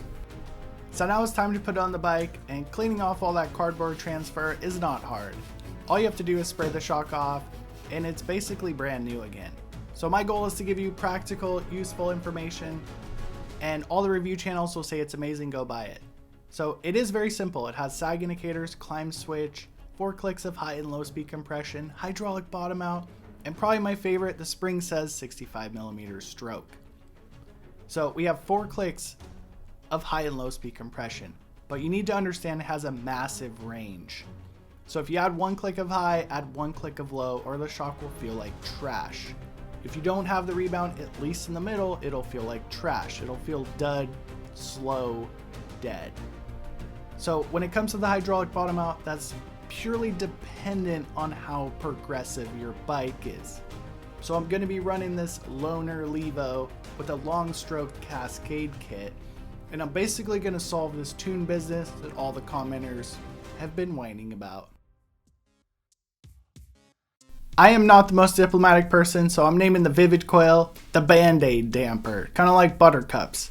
Basically, they discontinued the Super Deluxe Ultimate in less than 2 years and came out with this guy. So let's shoot for 3 years on this one, woo woo. And I'm gonna put all my Super Deluxe Ultimate coil settings into the Vivid coil and see if it works. So just so you know, the long stroke cascade link for the Levo has a 98 millimeter long yoke, so technically it's not approved to ride from Rockshox. Now this bike is super progressive, so it should be okay. So if you have a 65 millimeter Rockshox coil, you can only have a 72 millimeter long yoke. So Specialized Status has a 71 millimeter long yoke, so it sneaks in there. And I've rode the Super Deluxe coil on the Status, and it's an excellent shock for that bike because of the hydraulic bottom out and the climb switch. Now, I'm a little bit lazy, so I didn't put it on the Status. But here's one note. Rockshox uses super wide springs, so MRP, DVO, Fox, basically no springs fit on Rockshox because they're so wide. So you're like Spring Dex and Rockshox, and that's about it. Since the Levo is the most popular e-bike in the world, basically I'll tell you how this goes. It's kind of a pain in the ass to transfer the hardware because you have to hammer it out blind. If you have the long link cascade link, it's a super tight fit. I don't know if they designed it to be that tight, but it's kind of a pain in the ass to mount up a new shock. So you're probably not changing shocks every 3 days, so this isn't a huge deal, but for me, it's kind of a pain. Let's do the small bump sensitivity check on the Vivid Coil touchdown technology, aka Band-Aid damper. Now I don't have much to complain about here. It looks like they added in small bump sensitivity, and it's about time. So maybe Rockshox engineers were watching my crude videos, or people were complaining, or they're just trying to FOMO you into the next shock. Who knows? Let's talk about some positive things with the Rockshox. So setting sag with sag indicators is a really good experience. Like, you can actually get 30% sag confidently and quickly without much fuss or friends helping you. So if you have a Zeb on the front of your bike, the Vivid Coil is an excellent match, coming at you with the hindsight. So I ride a lot of mixed suspension, and sometimes when you have Fox in the front, Rockshox, DVO, whatever, mix up, it can be pretty challenging. The damping theory between the Vivid Coil and the Rockshox Zeb makes setting the whole system up much easier.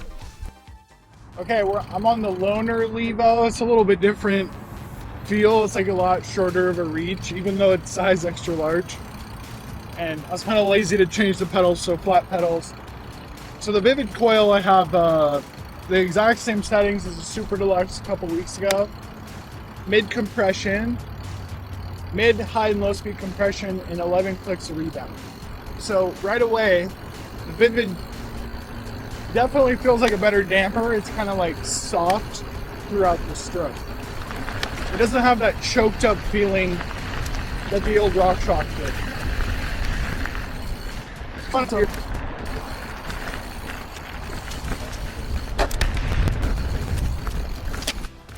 While cautiously taking my time on this new bike and new coil shock, I found the Vivid Coil performance to be very similar to the Super Deluxe, except for there's one key difference this time around. The standard trail riding experience is excellent compared to the Super Deluxe and any other product that Rockshox has made before. So this shock is not choked up into its travel, giving you small bump sensitivity, isolating you from the trail like no Rockshox product before. But that's not the real key difference this time around. So I'm riding a specialized Levo with that silver link back there, holding the shock in place. It effectively makes the bike more progressive, harder to bottom out. So remember, this is a Vivid C1 tune, but this bike is more progressive than anything Specialized has ever made, at 33 or 35%, effectively making this shock amazing. Not because of the tune, because of the bike's leverage rate being more progressive, because I'm a heavy rider who likes to clap it out on blue flow trails.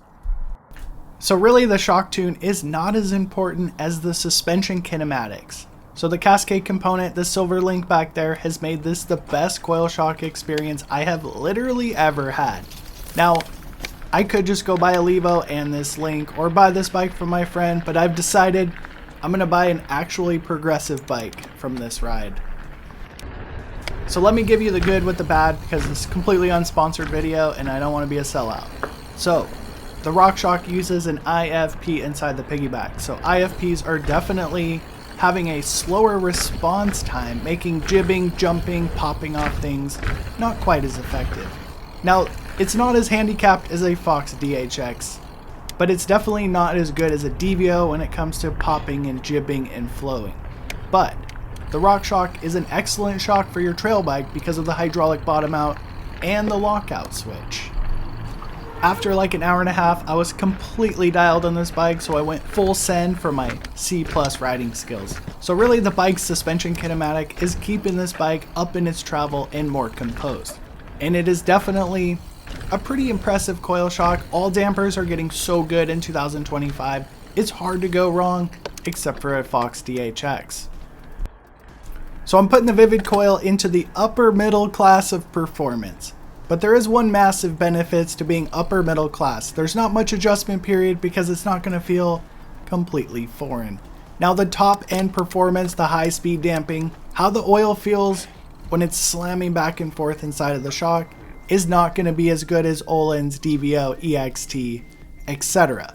But if you don't want to do a whole bunch of setup and adjustment period, the Super Deluxe and the Vivid Coil are pretty awesome. The damper is pretty dull. So the overall performance of this is 3 stars. It does its job as a coil shock. If you're not super sensitive, buy this one. The setup is 4 stars. We do have a lot of adjustments, but this can go both ways. Rockshox has done a really good job at putting all the adjusters in the middle, and most of the time you jump on it and everything's pretty much dialed. The strength is 4 stars. The stanchion and the eyelet are one single piece, so this makes it stronger, but it's still not steel. Service is 6 stars. All the information and tools are for sale. Package suspension is outstanding. Cool factor, we'll just say it's 5 stars because people like the Rockshox. Moving into the damper rating, 3 stars. Nothing special, nothing terrible. Playful score, 3 stars. Planted score, 3 stars. Basically, the Vivid has a really good balance here, so it's actually a pretty decent shock. Nothing is too extreme in any one direction. I do rate it at 3 stars because it's just kind of a dull experience, but considering its price and resale value, you really can't go bad buying one of these, because if you don't like it, you can sell it for as much as an EXT shock. So let's be 100% clear here. This video is 2025 Coil Shock Buyer's Guide. I do truly believe the Vivid is a better shock than the DHX2 in its stock configuration.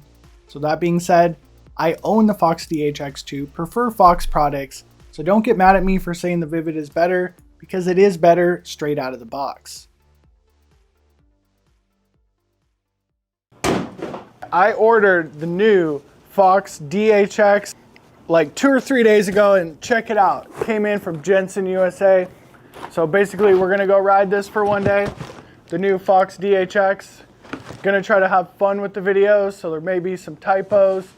Even when Jensen's full price. I know money's tight right now. Summer 2025.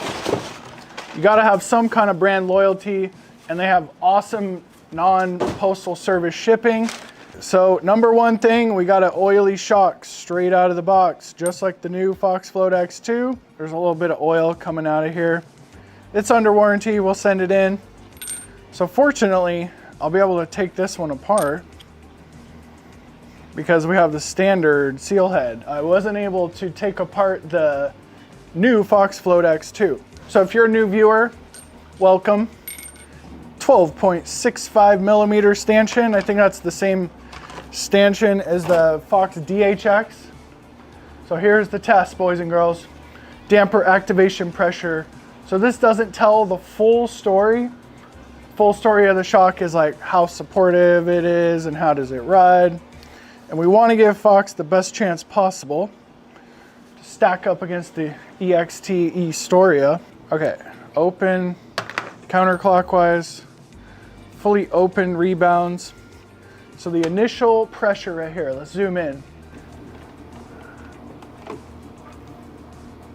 She's about as stiff as the DHX. That's not a good thing. I mean, it's less small bump sensitivity. But remember, it's not the full story. Oh, she's a 50-pounder. Oh. So with a 50-pound damper activation pressure on the new Fox DHX2, it's very similar to the Fox DHX. But that is a little bit disappointing with the 50 pounds of damper activation force needed on this scale. So let's not judge it too quick, because you actually got to ride your stuff. Can't rely on the dyno graph. The whole combination comes in at 2 pounds and 5 ounces. And if you're metric, I might calculate for that later on the screen. So the weight of, if you're going to go air shock, we're at 1 pound and 10 ounces. Maybe I'll let you see it better. And if you want to go coil, this is a pretty heavy damper. I don't care about weight, but you might. So 2 pounds and 10 ounces. It's almost a pound heavier to ride coil versus air. So if you do care about that stuff. But realistically, if you're riding a 50-pound e-bike with a 230 by 65 shock like we have here, you really should not be worried about weight. But that's also my opinion. Let's carry on. I didn't think that one through, did they? I've already taken the Fox Float X2. I've kind of disassembled this. It needs a new main seal head pin spanner to get inside of the damper. But I did partially disassemble the X2, so I'm kind of familiar with how this one works already. There's just no physical way. You've got to remove the rebound. Which, this makes it kind of a pain in the ass, to be honest. Because when you're trying to dial in your spring rate, like say you're just switching to Coil Shock Curious. So this wasn't too big of a deal. It's just it's a 2.5 millimeter Allen key. She looks an awful lot like DVO, EXT, Ohlins with this style piggyback. So let me show you why they switched to this piggyback. Hopefully I can zoom in. We can see how much substantially shorter the Fox DHX piggyback it is. It's for clearance issues because the Kitsuma has an extraordinarily long piggyback that can make some interferement issues. It's one of my favorite words because all the serious people get mad when I make typos. So basically I spent a bunch of time on the new Fox Float X, so I know exactly how this damper works. So I know the high-speed compression is going to be full locked on, and then low-speed compression 1, 2, 3, 4, 5. So recently it was brought to my attention that I'm too honest. I got the exact words of, "You are too brutally honest. Give it a little bit of finesse. You know, don't say things suck. It sucks or it's amazing. There's no middle ground. Black and white. You can choose to make things black and white. That's just the way I am." So it's not super supple off the top, bro. But look at that Kitsuma. That's just supple off the top, bro. May not need that shock you can see right here. So the example is, this is literally my favorite car of all time. It's a 97 Toyota 4Runner, manual transmission, 4-wheel drive, 4-cylinder. It's like the only 4-wheel drive 4-cylinder I've ever seen. 4-cylinder means it's a good platform for tuning turbo. So if you have an old shock that's a good tuning platform, it might bring you more results or more satisfaction to tune up your old stuff. Like this thing has patina of a new 4Runner doesn't have. Like I have a hybrid SUV and I drive that thing and I'm like, it's fucking soulless. Right after I tell you that's my favorite car ever, I'm like, oh my gosh, stick shift in traffic is not fun. So maybe new stuff is the way to go, but we'll see today how that DHX goes. Forgot to film it with the big camera, so we're all action camera now. Does feel like a beefed up DHX2, maybe safe for the strut yoke bikes, but we'll have to see. Well, actually there's no strut here. So the viewers told me they don't like the 360 camera, so we're gonna try the DJI Action 5. All action cameras suck, they're like politicians. Just remember that. They all suck, don't listen to the videos. Just pick the best of the worst, just like a politician. So the ground's a little bit wet, and that's exactly why you wanna run a coil shock.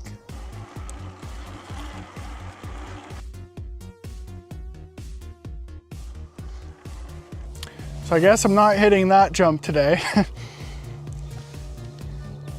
So I think I'll go do the traction, turn this off, even though you can barely feel it.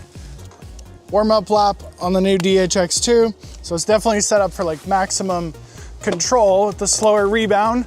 Well, let's try it in the roots. Yee!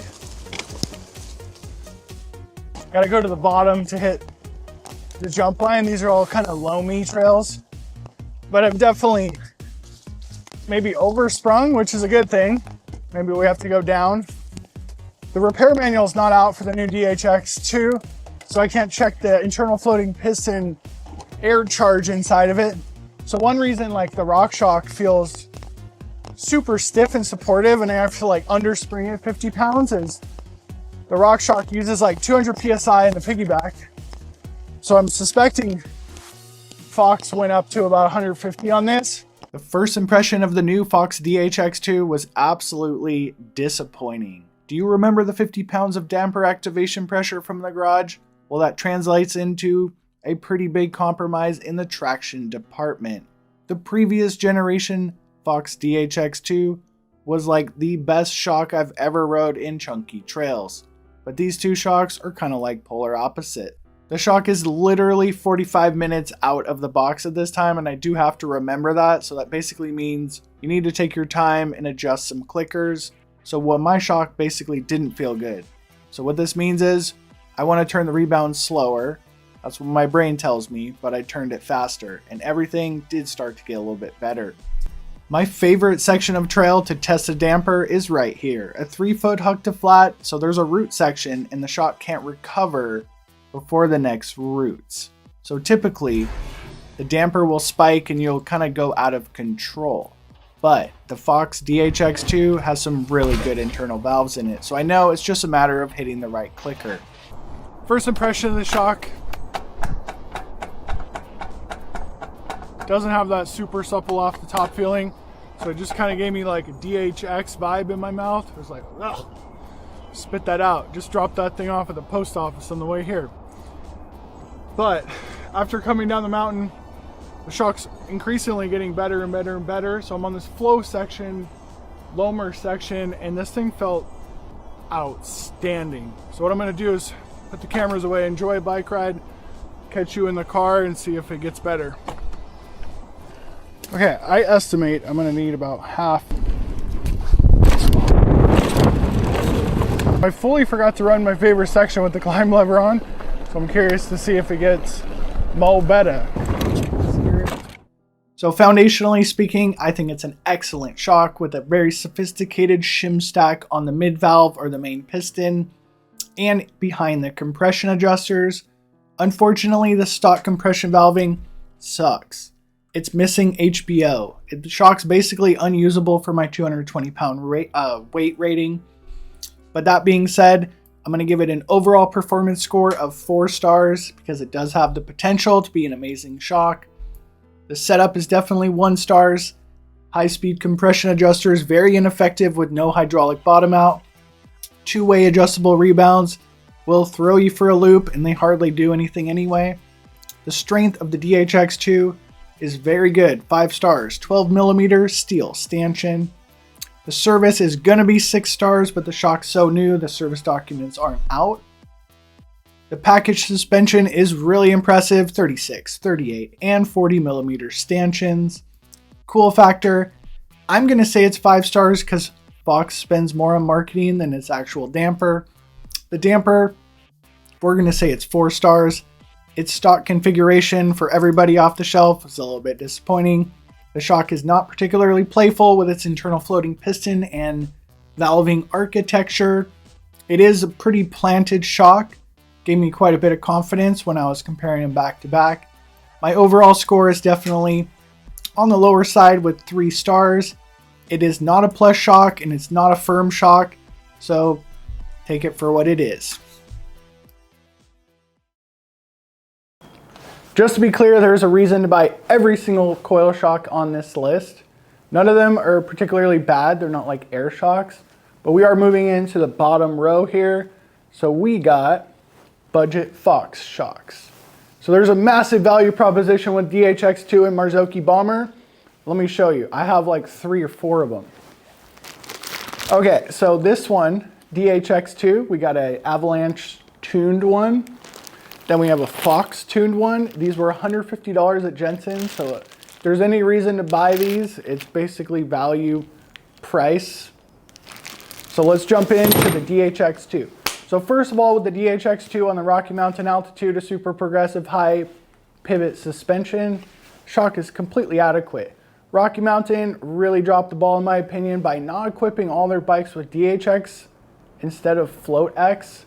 Even though I think the Float X is a better shock, the Rocky Mountain just lends itself more towards a coil. So let's get into that review. Hello friends, I'm the Otter, and today we're gonna redo the DHX2. So you may be expecting me to have the latest and greatest brand new Fox Float X2 and DHX2, but it's kind of boring to report on a new product that's probably pretty good. It's a lot more exciting to try to spruce up a $199 DHX I got at Jensen USA. So it's still there if you're early, linked in the first comment. Now I rode the DHX2 for weeks, months on my Specialized Kenevo, and it was a truly disappointing experience. Now the Kenevo, it may come with this shock, the latest generation Kenevo, but the lack of external bottom out control like high speed compression or hydraulic bottom out was pretty depressing. Now if you have a Kenevo, I would recommend you getting an MRP progressive spring or some kind of progressive spring because it will make the experience better. But this video, I'm gonna try to make this as good as possible on a coil friendly bike. Anytime we're dealing with the mystery shelf from JensonUSA.com, we gotta see what shock we're working with. So let's get over to that Fox website. Looks like they redid it for the new products. So our serial number is 837244. So there's not much going on for this. It's not like the Grip E-Tune fork. We got a 2022 DHX 2-position. So I just discovered it's a 2022, so that means it's been on the shelf for 3 years. But the easier step is to put the rebound to the full fast setting and just compress it. So you see how it extended out? That means it's good, and I'm not gonna recharge it. So I'm gonna start off on the 600-pound Cane Creek spring. I just put some new bearings in my Rocky Mountain hardware things. These things are a freaking pill, dude. Small bump sensitivity check. This was high on the list of complaints for the DHX. It has no small bump sensitivity, so the Rocky Mountain is a superior suspension platform when you compare it to Specialized bikes. So it does feel a little bit better, but we have to look at the system's suspension, and the fork is a little bit too stiff. So my Fox 38 on the front has the lift damper from MRP with a heavy tune on it. So I'm gonna remove all the tokens from the Fox 38 to try to match the rear.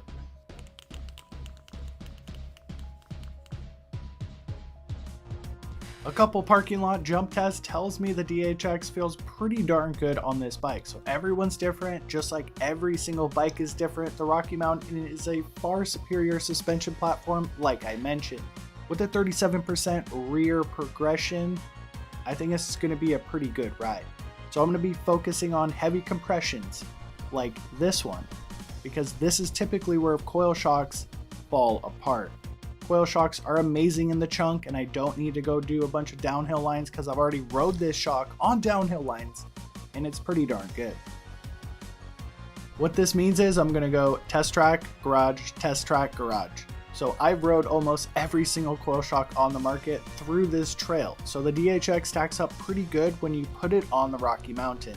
All coil shocks are better than air shocks when it comes to the small bump sensitivity department, but the DHX has the least small bump sensitivity of almost any coil shock I've ever rode. And you don't even need to leave your garage, just push down on the saddle, and that's gonna tell you how much small bump sensitivity there is.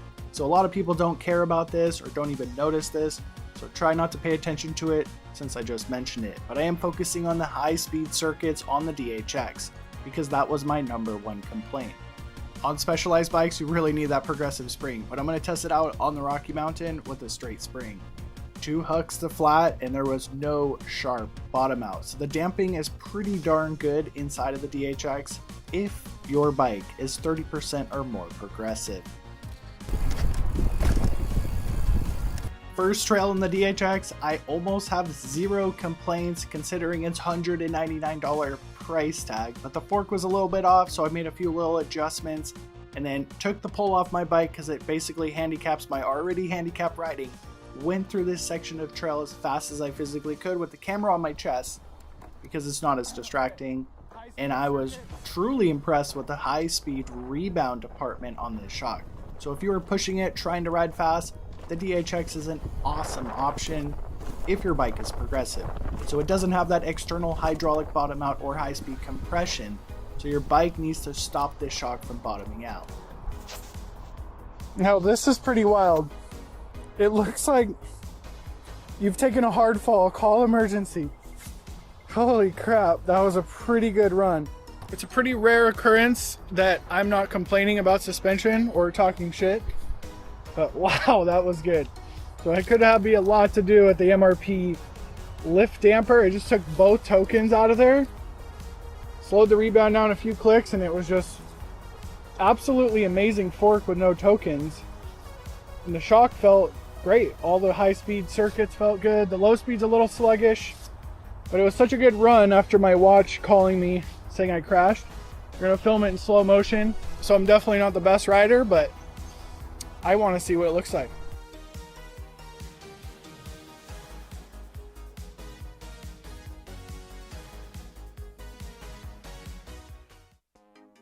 The plan was to revalve the DHX to my likings, but after the first test run, it is almost unneeded.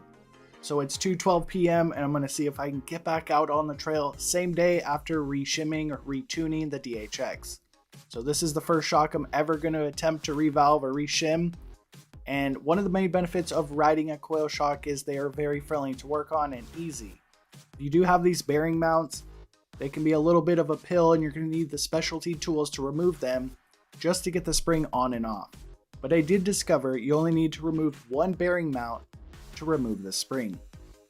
In my previous video, I did a full service on the DHX and swapped out the oil in an attempt to give it some additional small bump sensitivity, and it did almost nothing.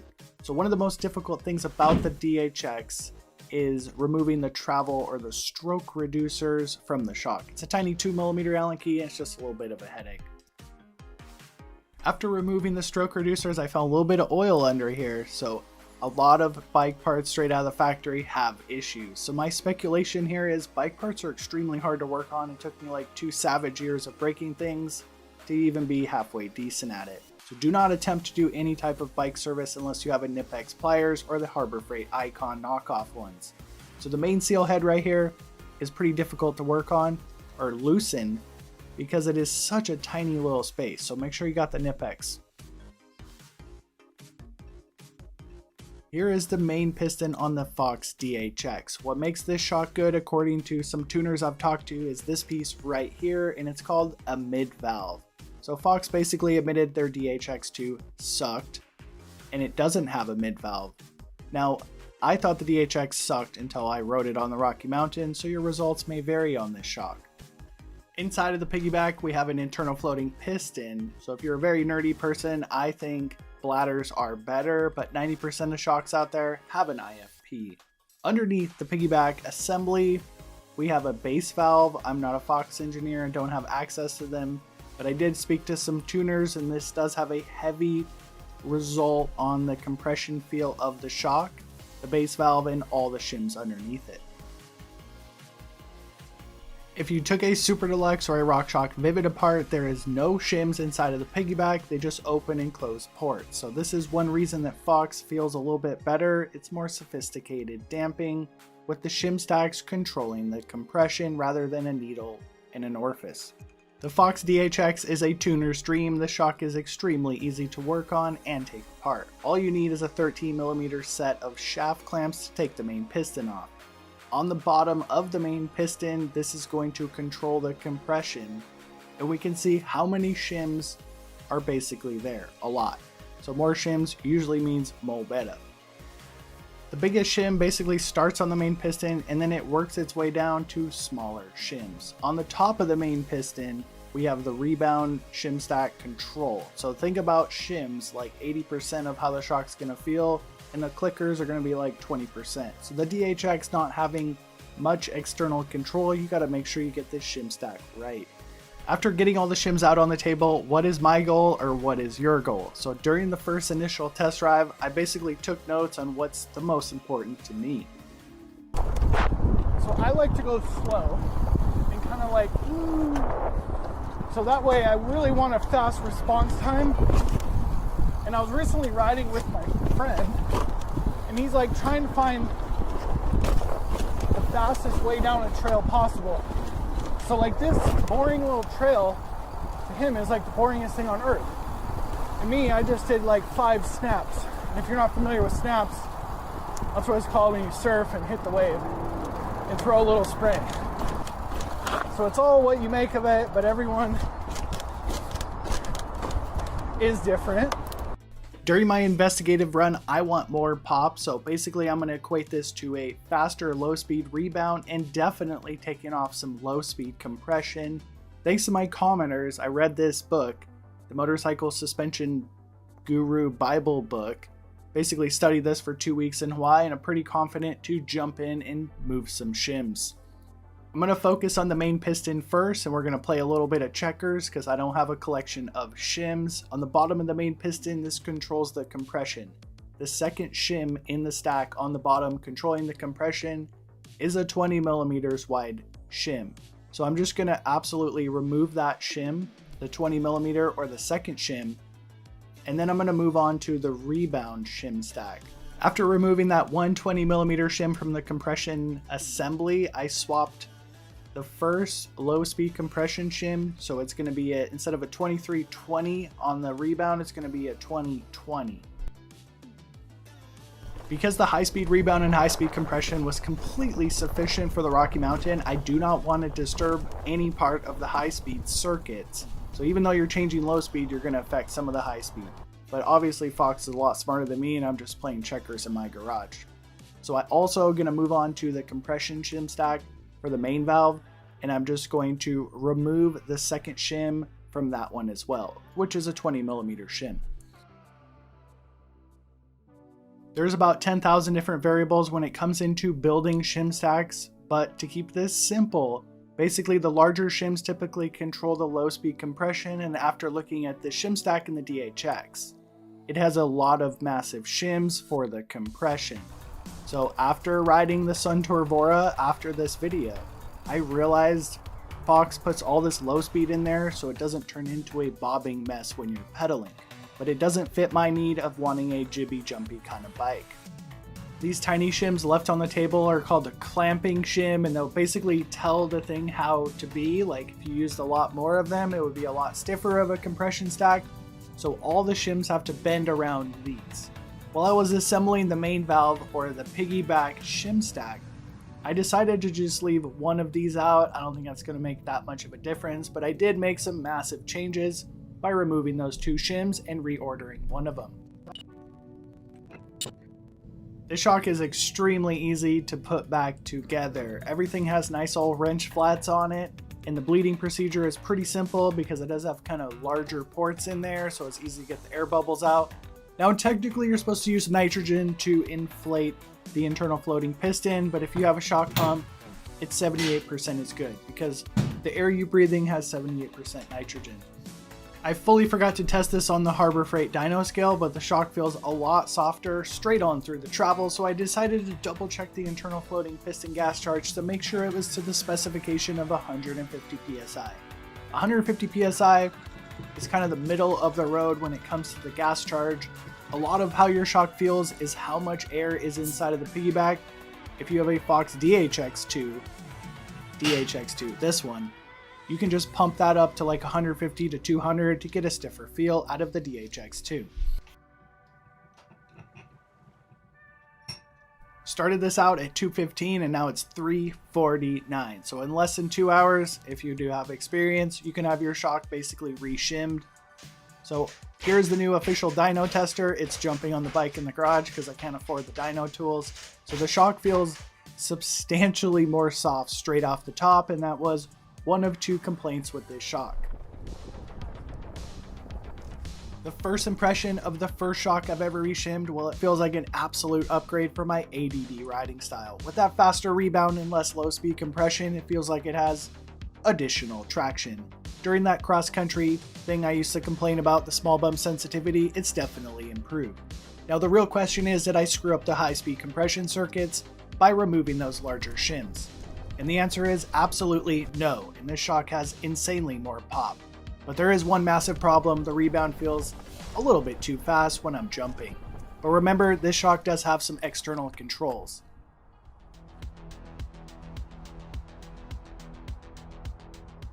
And I started out with 4 clicks from fully slow in the rebound department on the stock shock. Everything in suspension is a compromise. While this shock has insanely more levels of small bump sensitivity, it is a little bit more bobby. But don't forget, the DHX has a climb lever if you're on an Amish bike or you need that pedaling platform. This higher speed section of trail was truly impressive on the stock DHX, and that's why I didn't want to move anything in the high speed department on the shim stacks. So with my new shim kit, basically the bike is a little bit noise heavy and I'm 2 clicks from fully slow. So I pulled back over and put this into the fully slow setting and tested it on a different section. Trying this out on a different higher speed section of trail, unfortunately the rebound, even in the fully slow setting, is a little bit too bucky. So this is considered high speed damping because basically the shock is moving quickly.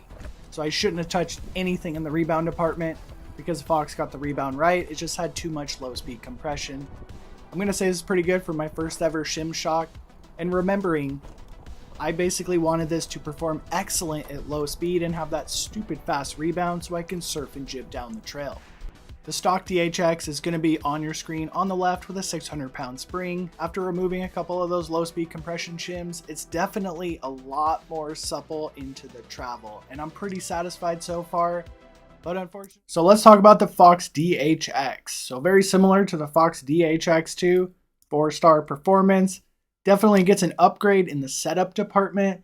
Super strong, just like the Fox DHX2.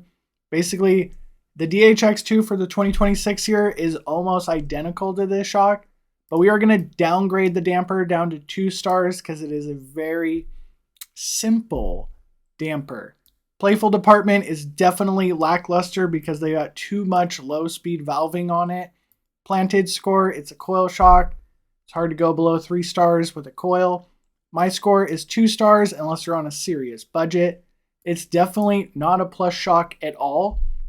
And it's definitely on the firmer side. It's kind of a weird trail pedally style shock, missing HBO and high-speed compression. I have yet to ride the Marzocchi Bomber on my more progressive suspension and didn't bother buying it because it's a coil shock. It's very similar to the DHX. I believe it's more downhill oriented with less low speed valving, but I just didn't want to waste time and money buying another one of those. Moving into the other 2 shocks on the bottom row, we have the Cane Creek Kitsuma and the MRP HAzzard. These are ranked on the bottom for lack of interest more than lack of performance. The Cane Creek Kitsuma is a true twin tube shock that is one of the plushest shocks on the entire list. Very similar to the Tellum. Super plush, super tunable, but it's orifice style damping. So I spent weeks tuning the Kitsuma on multiple bikes, and the results on the Kitsuma on the Specialized bikes were absolutely amazing. So let's get into that video. Previously on the Cane Creek Kitsuma, I just bolted it into my Specialized status, and I was 100% impressed with this shock. So the Cane Creek Kitsuma Coil has all the DNA of some of the best coil shocks I have ever rode. So in this video, we're gonna get very nerdy on the bench. Then I'm gonna bolt it into my e-bike and see if it's a world-class damper. So first things first, we gotta thank today's sponsor. It's the Facebook Marketplace. Browse your last 5 hobbies and waste all your evenings looking for new shocks. So this one came from Facebook Marketplace and it was advertised as didn't work and it was brand new on my frame. And very promising when it showed up. It's nice and clean. And the shock rebounds or comes out of its place, so it does look like it is a brand new shock. That was a disclaimer, not a sponsored segment. Now the first thing we gotta know about Cane Creek products, they're extraordinarily hard to set up, and I'm gonna decode that in this video. So on the first ride, this is what I did. Cane Creek should basically send their shocks out with something like this. It's all the clickers and numbers. And if you know the geometry of the leverage ratios of your bike, you can get a pretty amazing setup on this. And that's why I named it the best Specialized shock I've ever rode. I am American, but I'm kind of biased towards European products. Now, this is kind of a boutique rare shock and it was missing the lower spring clip. So I reached out to Cane Creek and guess what? They had one. So you don't have to fear too much about getting spare parts for this if you're American. If you live around the world, the high speeds are the big ones, and those are a little bit hard to hear the click, but they do click. The low speeds, they click fine. So this is how I got such an amazing setup. Writing down all the clickers on this thing, and I was just basically able to dial it.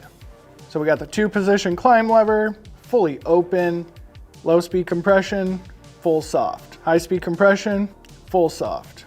High speed rebound, full fast. One day I'll have a real shock dyno, but you really do learn a lot by pressing a shock down onto the Harbor Freight $10,000 dyno. So to activate the damper on the Cane Creek Kitsuma double barrel, or whatever it's called. Oof. I think that's the class leader right there. 20 pounds of pressure. With 23 pounds of damper activation force, that's why the Kitsuma felt so good on specialized bikes. So I'm basically reinforcing video number 1. Okay, she's going into the travel. It's not 23, it's more like sub 20. So we got the big guns here, boys and girls. Woo!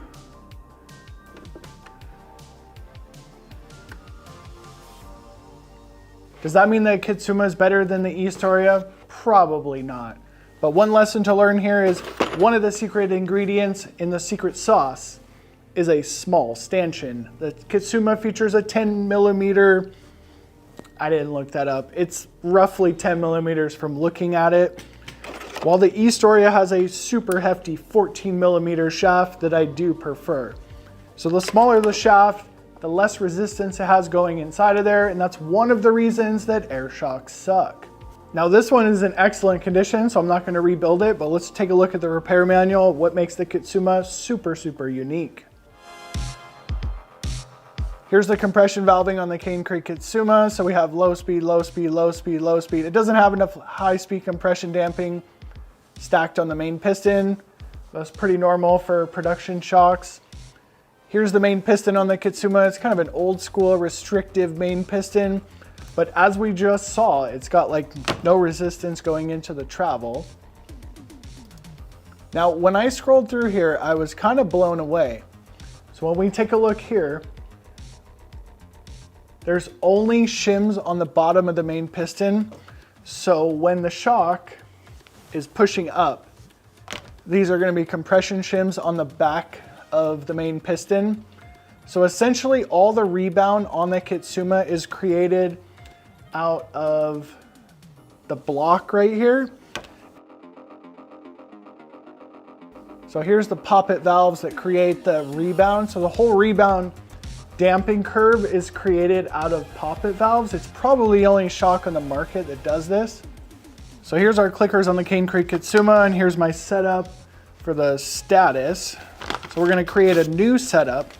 So what I basically learned from the first ride on this shock is basically you can this feels like custom tuning your shock with your thumb while you're on your bike. So that is a double-edged sword as far as you could get very lost in all these clickers, or you can make an absolutely legendary setup. So let me put the camera off and focus on this. So here's the range, high-speed compression. We have 14 clicks. It's kind of interesting they put so many clicks on the high-speed rebound. So we're middle high-speed rebound, low-speed rebound will be in the middle of the 10 total clicks. Low-speed compression, we're gonna go 4 clicks because that's about half. That's because the way the Rocky Mountain is set up. With high-speed compression, we're only gonna give it 4 because I learned on the status the high-speed compression is very powerful, has a lot of range. So let me tell you the difference between single and twin tube damping. So this is the new Fox float. I have too many shocks. DHX2. So we're gonna look at the small bump sensitivity on a very small bump sensitivity friendly frame. Sorry, this isn't in the Fox marketing. So this is a single tube damper because Fox couldn't get their twin tube shock right. We can see it's sensitive, but it's not super sensitive. That's because of the single tube damper.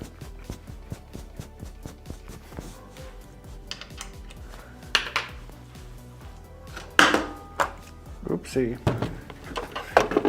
Okay, let's look at the difference between single and twin tube damper. It's super supple, bro. Super supple off the top, bro. Super supple off the top, bro.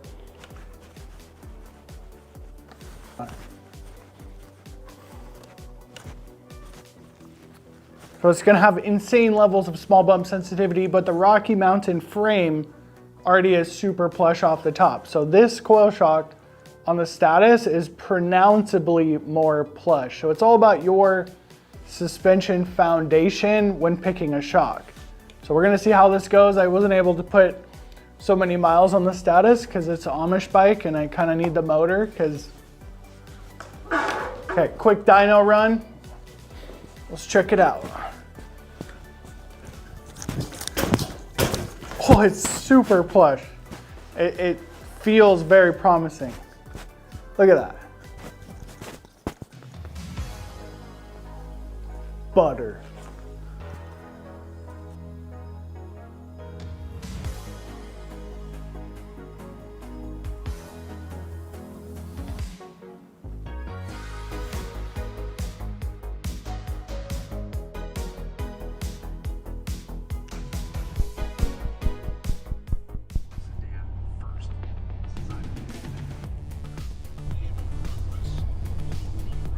So right away, the Kitsuma is very soft in the back, so definitely an upgrade from any air shock.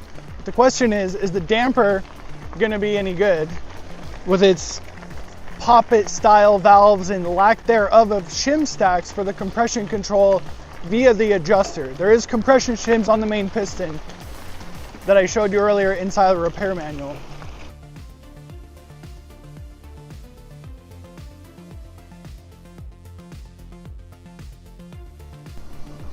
Okay, into climb position lever 1. It's like a little bit more firmer than the Fox firm mode in position 1. The bike definitely feels like it has more, not get muddy too quick, more control or over the rear. Like I felt no need for it on the e-bike, of course, but so it's definitely more efficient. So we'll go to full lock and try it out on the e-bike. We're gonna call that, this is like the fire road setting. It feels like I'm on a hardtail.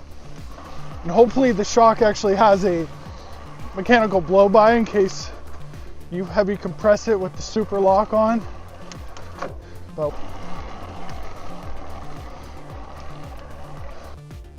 okay, that is enough of the firm mode. Let's go back to full open and full comfort. All right, we're gonna test the Kitsuma on 3rd grade and honor roll. These are like super green level fun trails. If you could warm up to see if my out of the garage setup is good on the Kitsuma. That's what we do.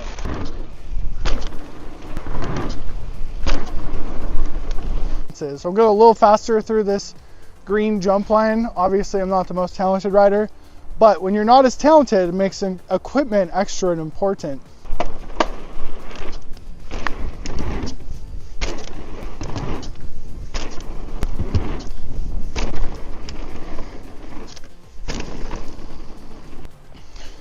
Okay, going a little faster down there. Feels like I want to slow the rebound down, but actually we're gonna do 5, 6, 7. So it's half of middle high-speed compression, and then 1, 2 more low-speed compressions. Just a little extra compression. Don't slow the rebound down because it felt good, but a little faster. Need a little more control.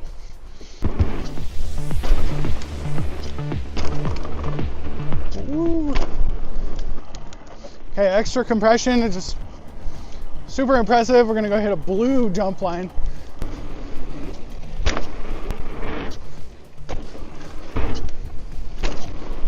Shock felt pretty good, but I'm really not the best rider. And I actually prefer to not hit jumps that big. I like to have fun on basic trails because the goal is to stay out of the hospital. So going for not crashing, we're gonna check out the high-speed rebound.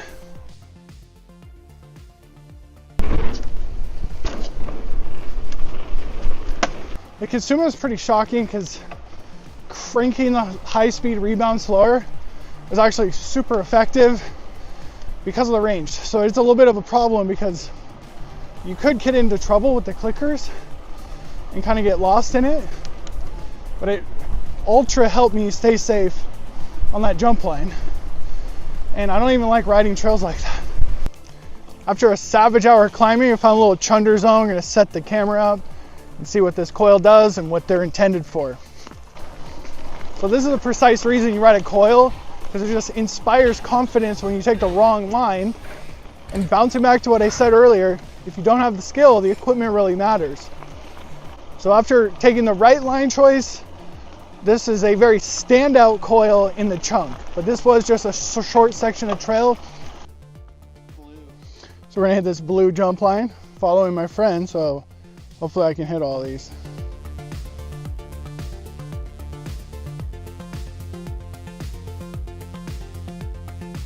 Total standout piece of suspension for the mediocre rider, so let's see what it's part 2 on this trail.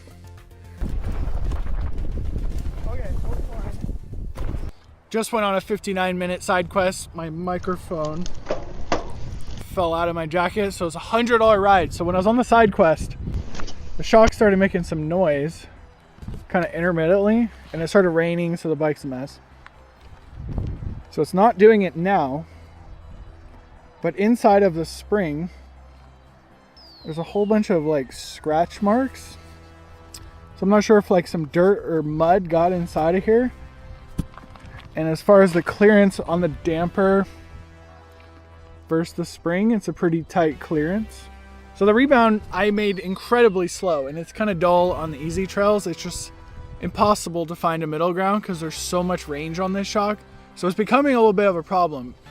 Mostly because this place, it's not my favorite because it's just like massive jumps. And I just like to do like tech trail rides in the backcountry. So this trail, I'm gonna leave the rebound alone. And no, actually we're gonna speed the rebound up and try to find some kind of middle ground. Because right now it's got perfect control for the biggest jumps I wanna hit. And it's a little dull on the more basic trails I was riding down there. And as far as the damper being scratched, well, if it starts again, I'll pull the camera out.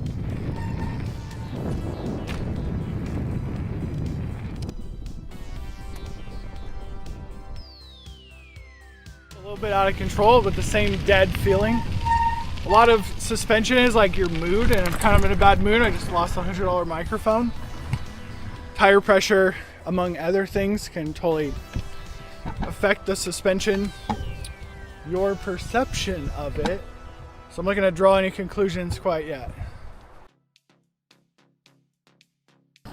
This is not the best coil shock I've ever rode on pounding blue flow trails. So there's kind of a case for riding air shocks, to be perfectly honest, because what happens is in a certain environment, the shock just spikes up into its travel and it just doesn't have the support, even though there's such a massive range on the compression and the rebound. So to define the Cane Creek Kitsuma, with great power comes great responsibilities. So yesterday I was in a rush, so I forgot my setup chart. So I started out with 5 clicks of low speed compression. No, that's the status. So high speed, we'll start with rebounds. So there's 14 clicks of high speed rebound, 10 clicks. So when I get up there and find the microphone, I'll do another setup and then look for the loam trails. Hey, she's an expensive girl. Oh, there it is. Hopefully it still works. Let's try to turn it on. Didn't expect it to be so freaking cold in May, but I got every single piece of clothing I have on. So that can affect how the suspension is going to be, because it's probably 40 degrees. I have gloves and 2 hoodies on. So I flipped the bike upside down. We're going to check the clickers, because yesterday turned into an absolute clicker disaster. I don't want to scare you away from this shock, but it is not the easiest shock I ever set it up. I had the low speed rebound in like the almost full fast setting and the high speed rebound in the fully slow setting. So that just basically creates an imbalance in the shock, and that's probably why yesterday went good in the beginning.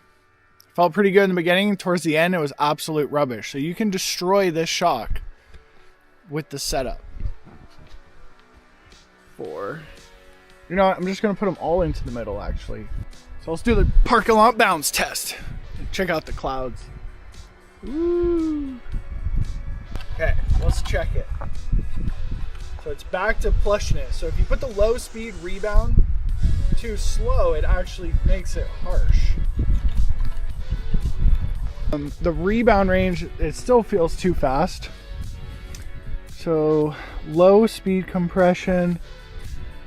So I'm gonna go 2 clicks from the middle because it's just so much range because the way they create the rebound damping.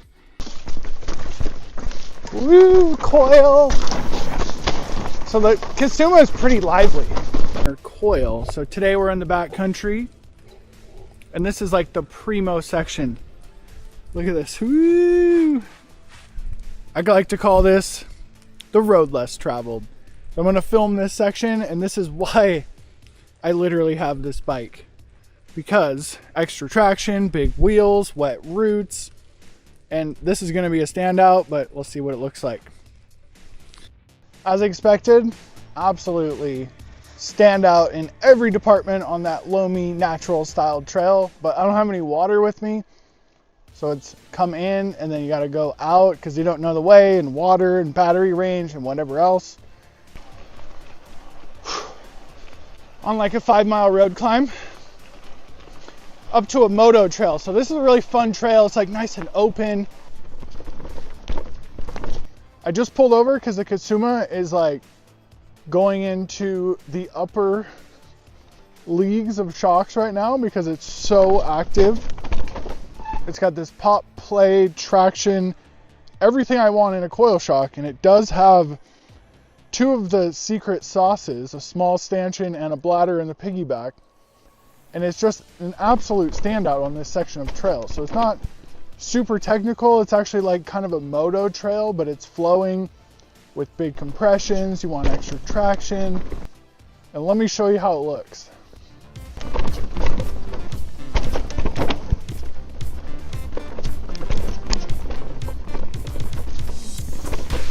What an epic section.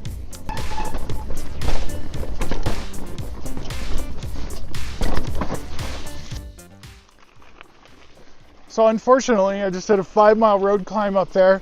Top section was absolutely legendary. Almost ready to draw some conclusions on the Kitsuma. But the trail, the bottom half of the trail, the flow zone, was closed for loggings. So after climbing the road, I get to climb the road back down to the car. Okay.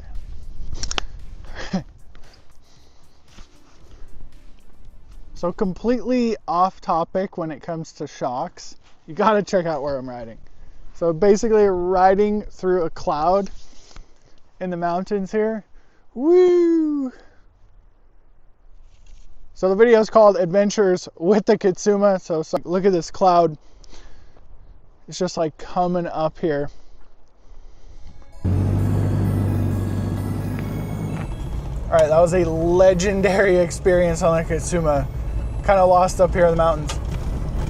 The Kitsuma has big mountain character. If you have chunky, gnarly trails like the Pacific Northwest or North Carolina where it's built, the Appalachians Mountains, I think they really build their stuff to eat chunk, and that thing eats chunk like nothing else. So I was thinking about what's good and what's bad about that shock. So it's kind of an undecided question as far as the rebound damping. So I want to remove my mediocre skill level from the equation. So to give it a proper analysis, is it an amazing damper? I'm gonna ride it around the test track next to my house because I'm very familiar with it, and the trails, the jump lines I did yesterday down here, like I'm not familiar with them. And I felt kind of out of my comfort zone because I want to give like an honest with myself review of the damper, because right now I'm gonna say the rebound damping sucks. But the biggest, largest value proposition with the Kitsuma is you could basically, so I have, totally relevant here, I have like one of the best and one of the worst suspension platform bikes. The Status is one of the worst.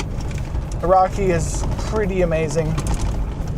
The Kitsuma went from the Status to the Rocky with a twist of my thumb. Like granted, I did spend 2 days getting lost in the clickers. There's no need to open up the shock. So basically you're moving the whole entire damping curve with your thumb. because they created it that way. So basically, I was looking at the shock when I was loading it up, and the springs on the damper are extraordinarily close. So if you're in these nasty mud riding conditions, it may scratch into the damper, and that is a Cane Creek native spring. Like, that is the right spring for that shock. It's not a huge deal. This has been a fun video because I was like adventuring and stuff, but now I'm gonna go kite surfing, and then I'll check back in after I ride around the test track to give the final evaluation on the Kitsuma.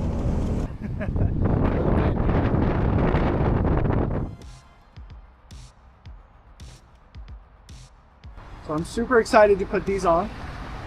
So the test track basically removes the skill factor in the damper evaluation, and all the other shocks have been gauged on this quarter-mile section of trail. Mostly, it's just like my dyno, literally. It's a 3-foot hook to flat and a 6-foot hook to flat, and it tests the damper deep into the travel. So I'm pretty sure the compression damping on that shock is money. It's more of a rebound evaluation, because the first day, yesterday, I was kind of all over the place with those trails I wasn't comfortable with and a little bit above my wanting to ride level. So let's get dressed and go. The test track doesn't lie since I rode all the dampers through there. The compression damping out of the Kitsuma, it has a massive range, so it's similar in fashion to Rockshox, opening, close. It's not the worst, it's not the best. Could have saved myself 2 epic days of adventure and just rode around here. But I did discover this thing is legendary and has next level comfortability. I make up words as I go. So the second stage of the test track is 2 6-foot jumps. So I'm very familiar with them. And it's kind of like the rebound, where I would set the rebound because it's a little bit faster, but the jumps aren't too big. So let's see it.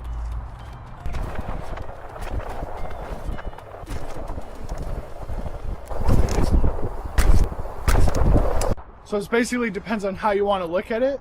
Kitsuma, so these are kind of out of order. I'm not very good at spreadsheets, if you notice, so it takes me a lot of time to move it around. The overall performance of the Kitsuma coil, I'm going to give it 4 stars. Pretty impressive shock. Incredibly hard to set up if you don't know what you're doing with. Super strong shock, 10mm steel stanchion. They do give you the service bulletins or the service guides, but it would be a pretty difficult shock to service at home. All these little ports and needles, but you could definitely do it. Package suspension.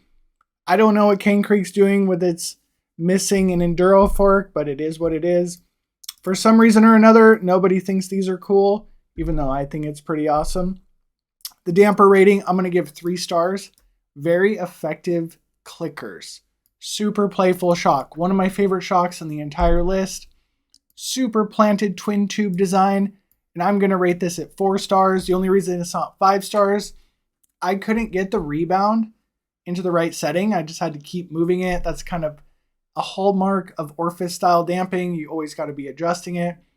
Extraordinarily plush shock. If you have a Specialized bike and you're trying to make that thing plush, here it is, boys. Firm setting, it's not very firm. This is very similar to the Vorsprung Tellum. So MRP Mountain Racing Products out of Colorado builds some really cool stuff. So basically I've heard, I don't know if it's true, the MRP HAzzard is an Elka shock. So it's preloaded shim stacks and the high-speed compression, huge range, and I'm actually a pretty big fan of this shock. I had a little bit of trouble with the rebound, but overall, it's a pretty outstanding shock. If the MRP HAzzard came with a bladder inside of it, a little more active feel, I'd probably rank it way up on the top. Quick visual inspection of the MRP HAzzard. This looks like a nearly brand new shock or very, very low miles. All the stickers are in perfect condition and there's no rub marks on the damper body. Basically, right here where the arrow is, we'll have a whole bunch of wear marks from the spring rubbing on it if it does have an extensive amount of miles. So this stanchion is non-magnetic, so it's an aluminum 14mm stanchion, but I did reach out to MRP in previous videos when I was ranking all the coil shocks, and they told me the updated versions are definitely steel stanchion because they had them breaking on Specialized bikes.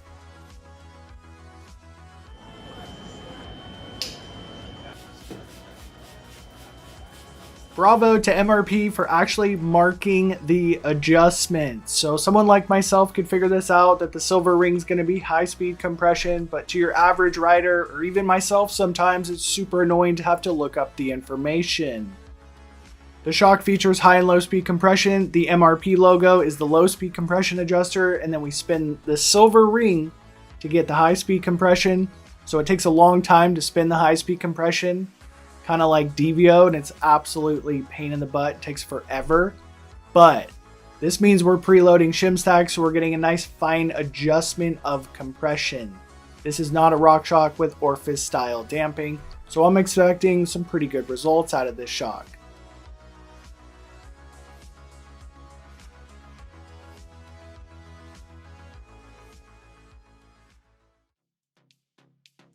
Busting out the $10,000 dyno and pushing the MRP HAzzard down on it, we have about 30 pounds of pressure, 40, 50 pounds of pressure. So it's right in the middle when it comes to damper activation force. It's for sure a monotube shock, but let's not gauge it too early. So if you want a super supple off the top shock, bro, it's not this one. MRP makes some really good springs, but I am going to start the ride out with a spring deck spring because there's no replacement for that spring when you're trying to initially set a shock up. If you're one of my heavyweight friends who made the mistake of buying a Specialized bike, don't forget MRP is the only brand that makes a 600-pound progressive spring on the entire market. So heading out to the test track, the MRP is a very unique spring. Coil shock makes a lot of noise, kind of a whooshing noise. I don't know what that means. I'll probably find out one day. So basically there's quite a bit of ramp up on this shock, so I'm going to say it has a pretty good shim stack from factory. The first thing that sticks out to me on this shock, it is absolutely massive. The piggyback has an enormous oil quantity, and this shock would not be out of place with a dual crown fork hanging off the front of your bike. Since making YouTube videos is not very profitable, this is my shock dyno, 3-foot hook to flat, basically a 6-foot hook to flat. So the shim stacks inside of the MRP are pretty impressive straight out of the gate. So it does have quite a bit of ramp up. I wasn't just straight into the bump stop like a brand new 2026 Fox DHX2. Now the initial test run, basically I kind of test the ramp up and see how playful the shock is. For sure, I already looked it up. It is an internal floating piston shock, so it doesn't move super quick. It's not the most playful shock right out of the gate.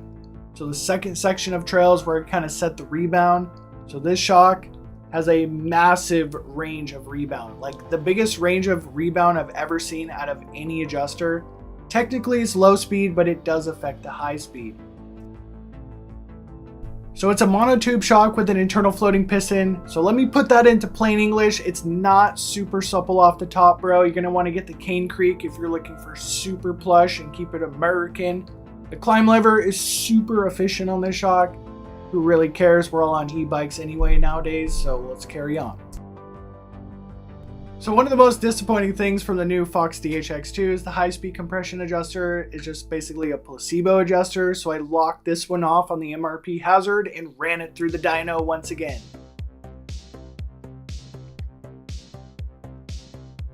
So it has a massive range of high-speed compression. They did an excellent job when it comes to the adjuster. Now this MRP HAzzard has its own personality. It's like nothing else I've ever rode. It has a massive range of high-speed compression like Cane Creek Kitsuma, but it also has like a Rockshox level rebound adjuster. Honestly, it wasn't very impressive around the test track, so I was just riding it for the week, so I just basically clapped the bike as hard as I could. The only highlight of this shock so far is the massive range of high-speed compression to keep it off the bump stop. One of the reasons I never shut up about hydraulic bottom out is because my favorite pirate trail just consists of a bunch of hucks to flat. So I like to ride coils, but you need the proper amount of support to get the best experience out of a coil shock. That being said, there's no replacement for hydraulic bottom out, but there is sufficient high-speed compression coming out of the MRP HAzzard for me to keep this and have a pretty decent ride. About halfway down the Pirate Mountain, basically the MRP is showing its good side at this point. This thing really does have that magic feel when it comes to wheels on the ground style of riding. But unfortunately, I am struggling with the spring rate and the rebound quite a bit on this shock. So basically settling into 570 pound spring, I can report to you this is not a very playful shock. I can't run the rebound any faster than 5 clicks from fully slow. So it's possible with some valving upgrades from MRP, you could make it more playful.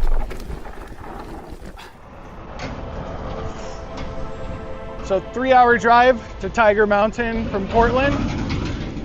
So the MRP has been a little disappointing as far as test track goes, but the more challenging terrain seems to bring this thing to life, kind of similar to the Push 11.6. Also Colorado built shock. Oh boy, that was pretty loose. Definitely got to deal with that. That might actually be somewhat of an issue with this shock. We don't have any detents locking this in. I've probably put about 30 or so miles, maybe 50 miles. We already had a loose spring. I'm gonna preload the hell out of that thing. But hopefully I'll have nothing good or only have good stuff to say about this. The bottom line is coils are more comfortable, especially as you get older and your back starts to hurt a little more. A long heinous climb on the MRP HAzzard, I'm nice and refreshed for the downhill. So this trail is East Tiger Summit. It's nice little easy tech flowy kind of trail. Whenever the terrain is kind of chunky and you're not going too fast, the MRP HAzzard is a really standout piece of suspension. So basically at Tiger Mountain, it's not too many smooth blue flow trails, and I was super satisfied with the MRP HAzzard the whole way down the mountain.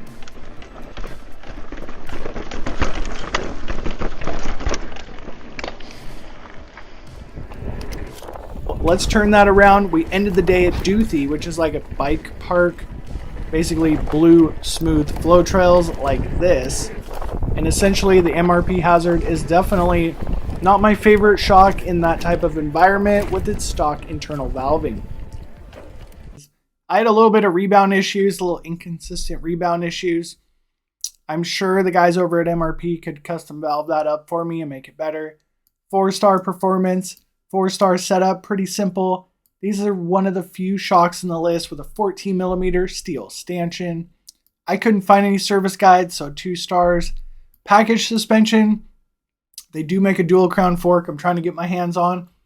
Unfortunately, cool factor like Cane Creek, nobody thinks they're cool. Pretty effective damper, gonna give it 4 stars. Decently playful, it is a little bit on the sluggish side. Super planted shock.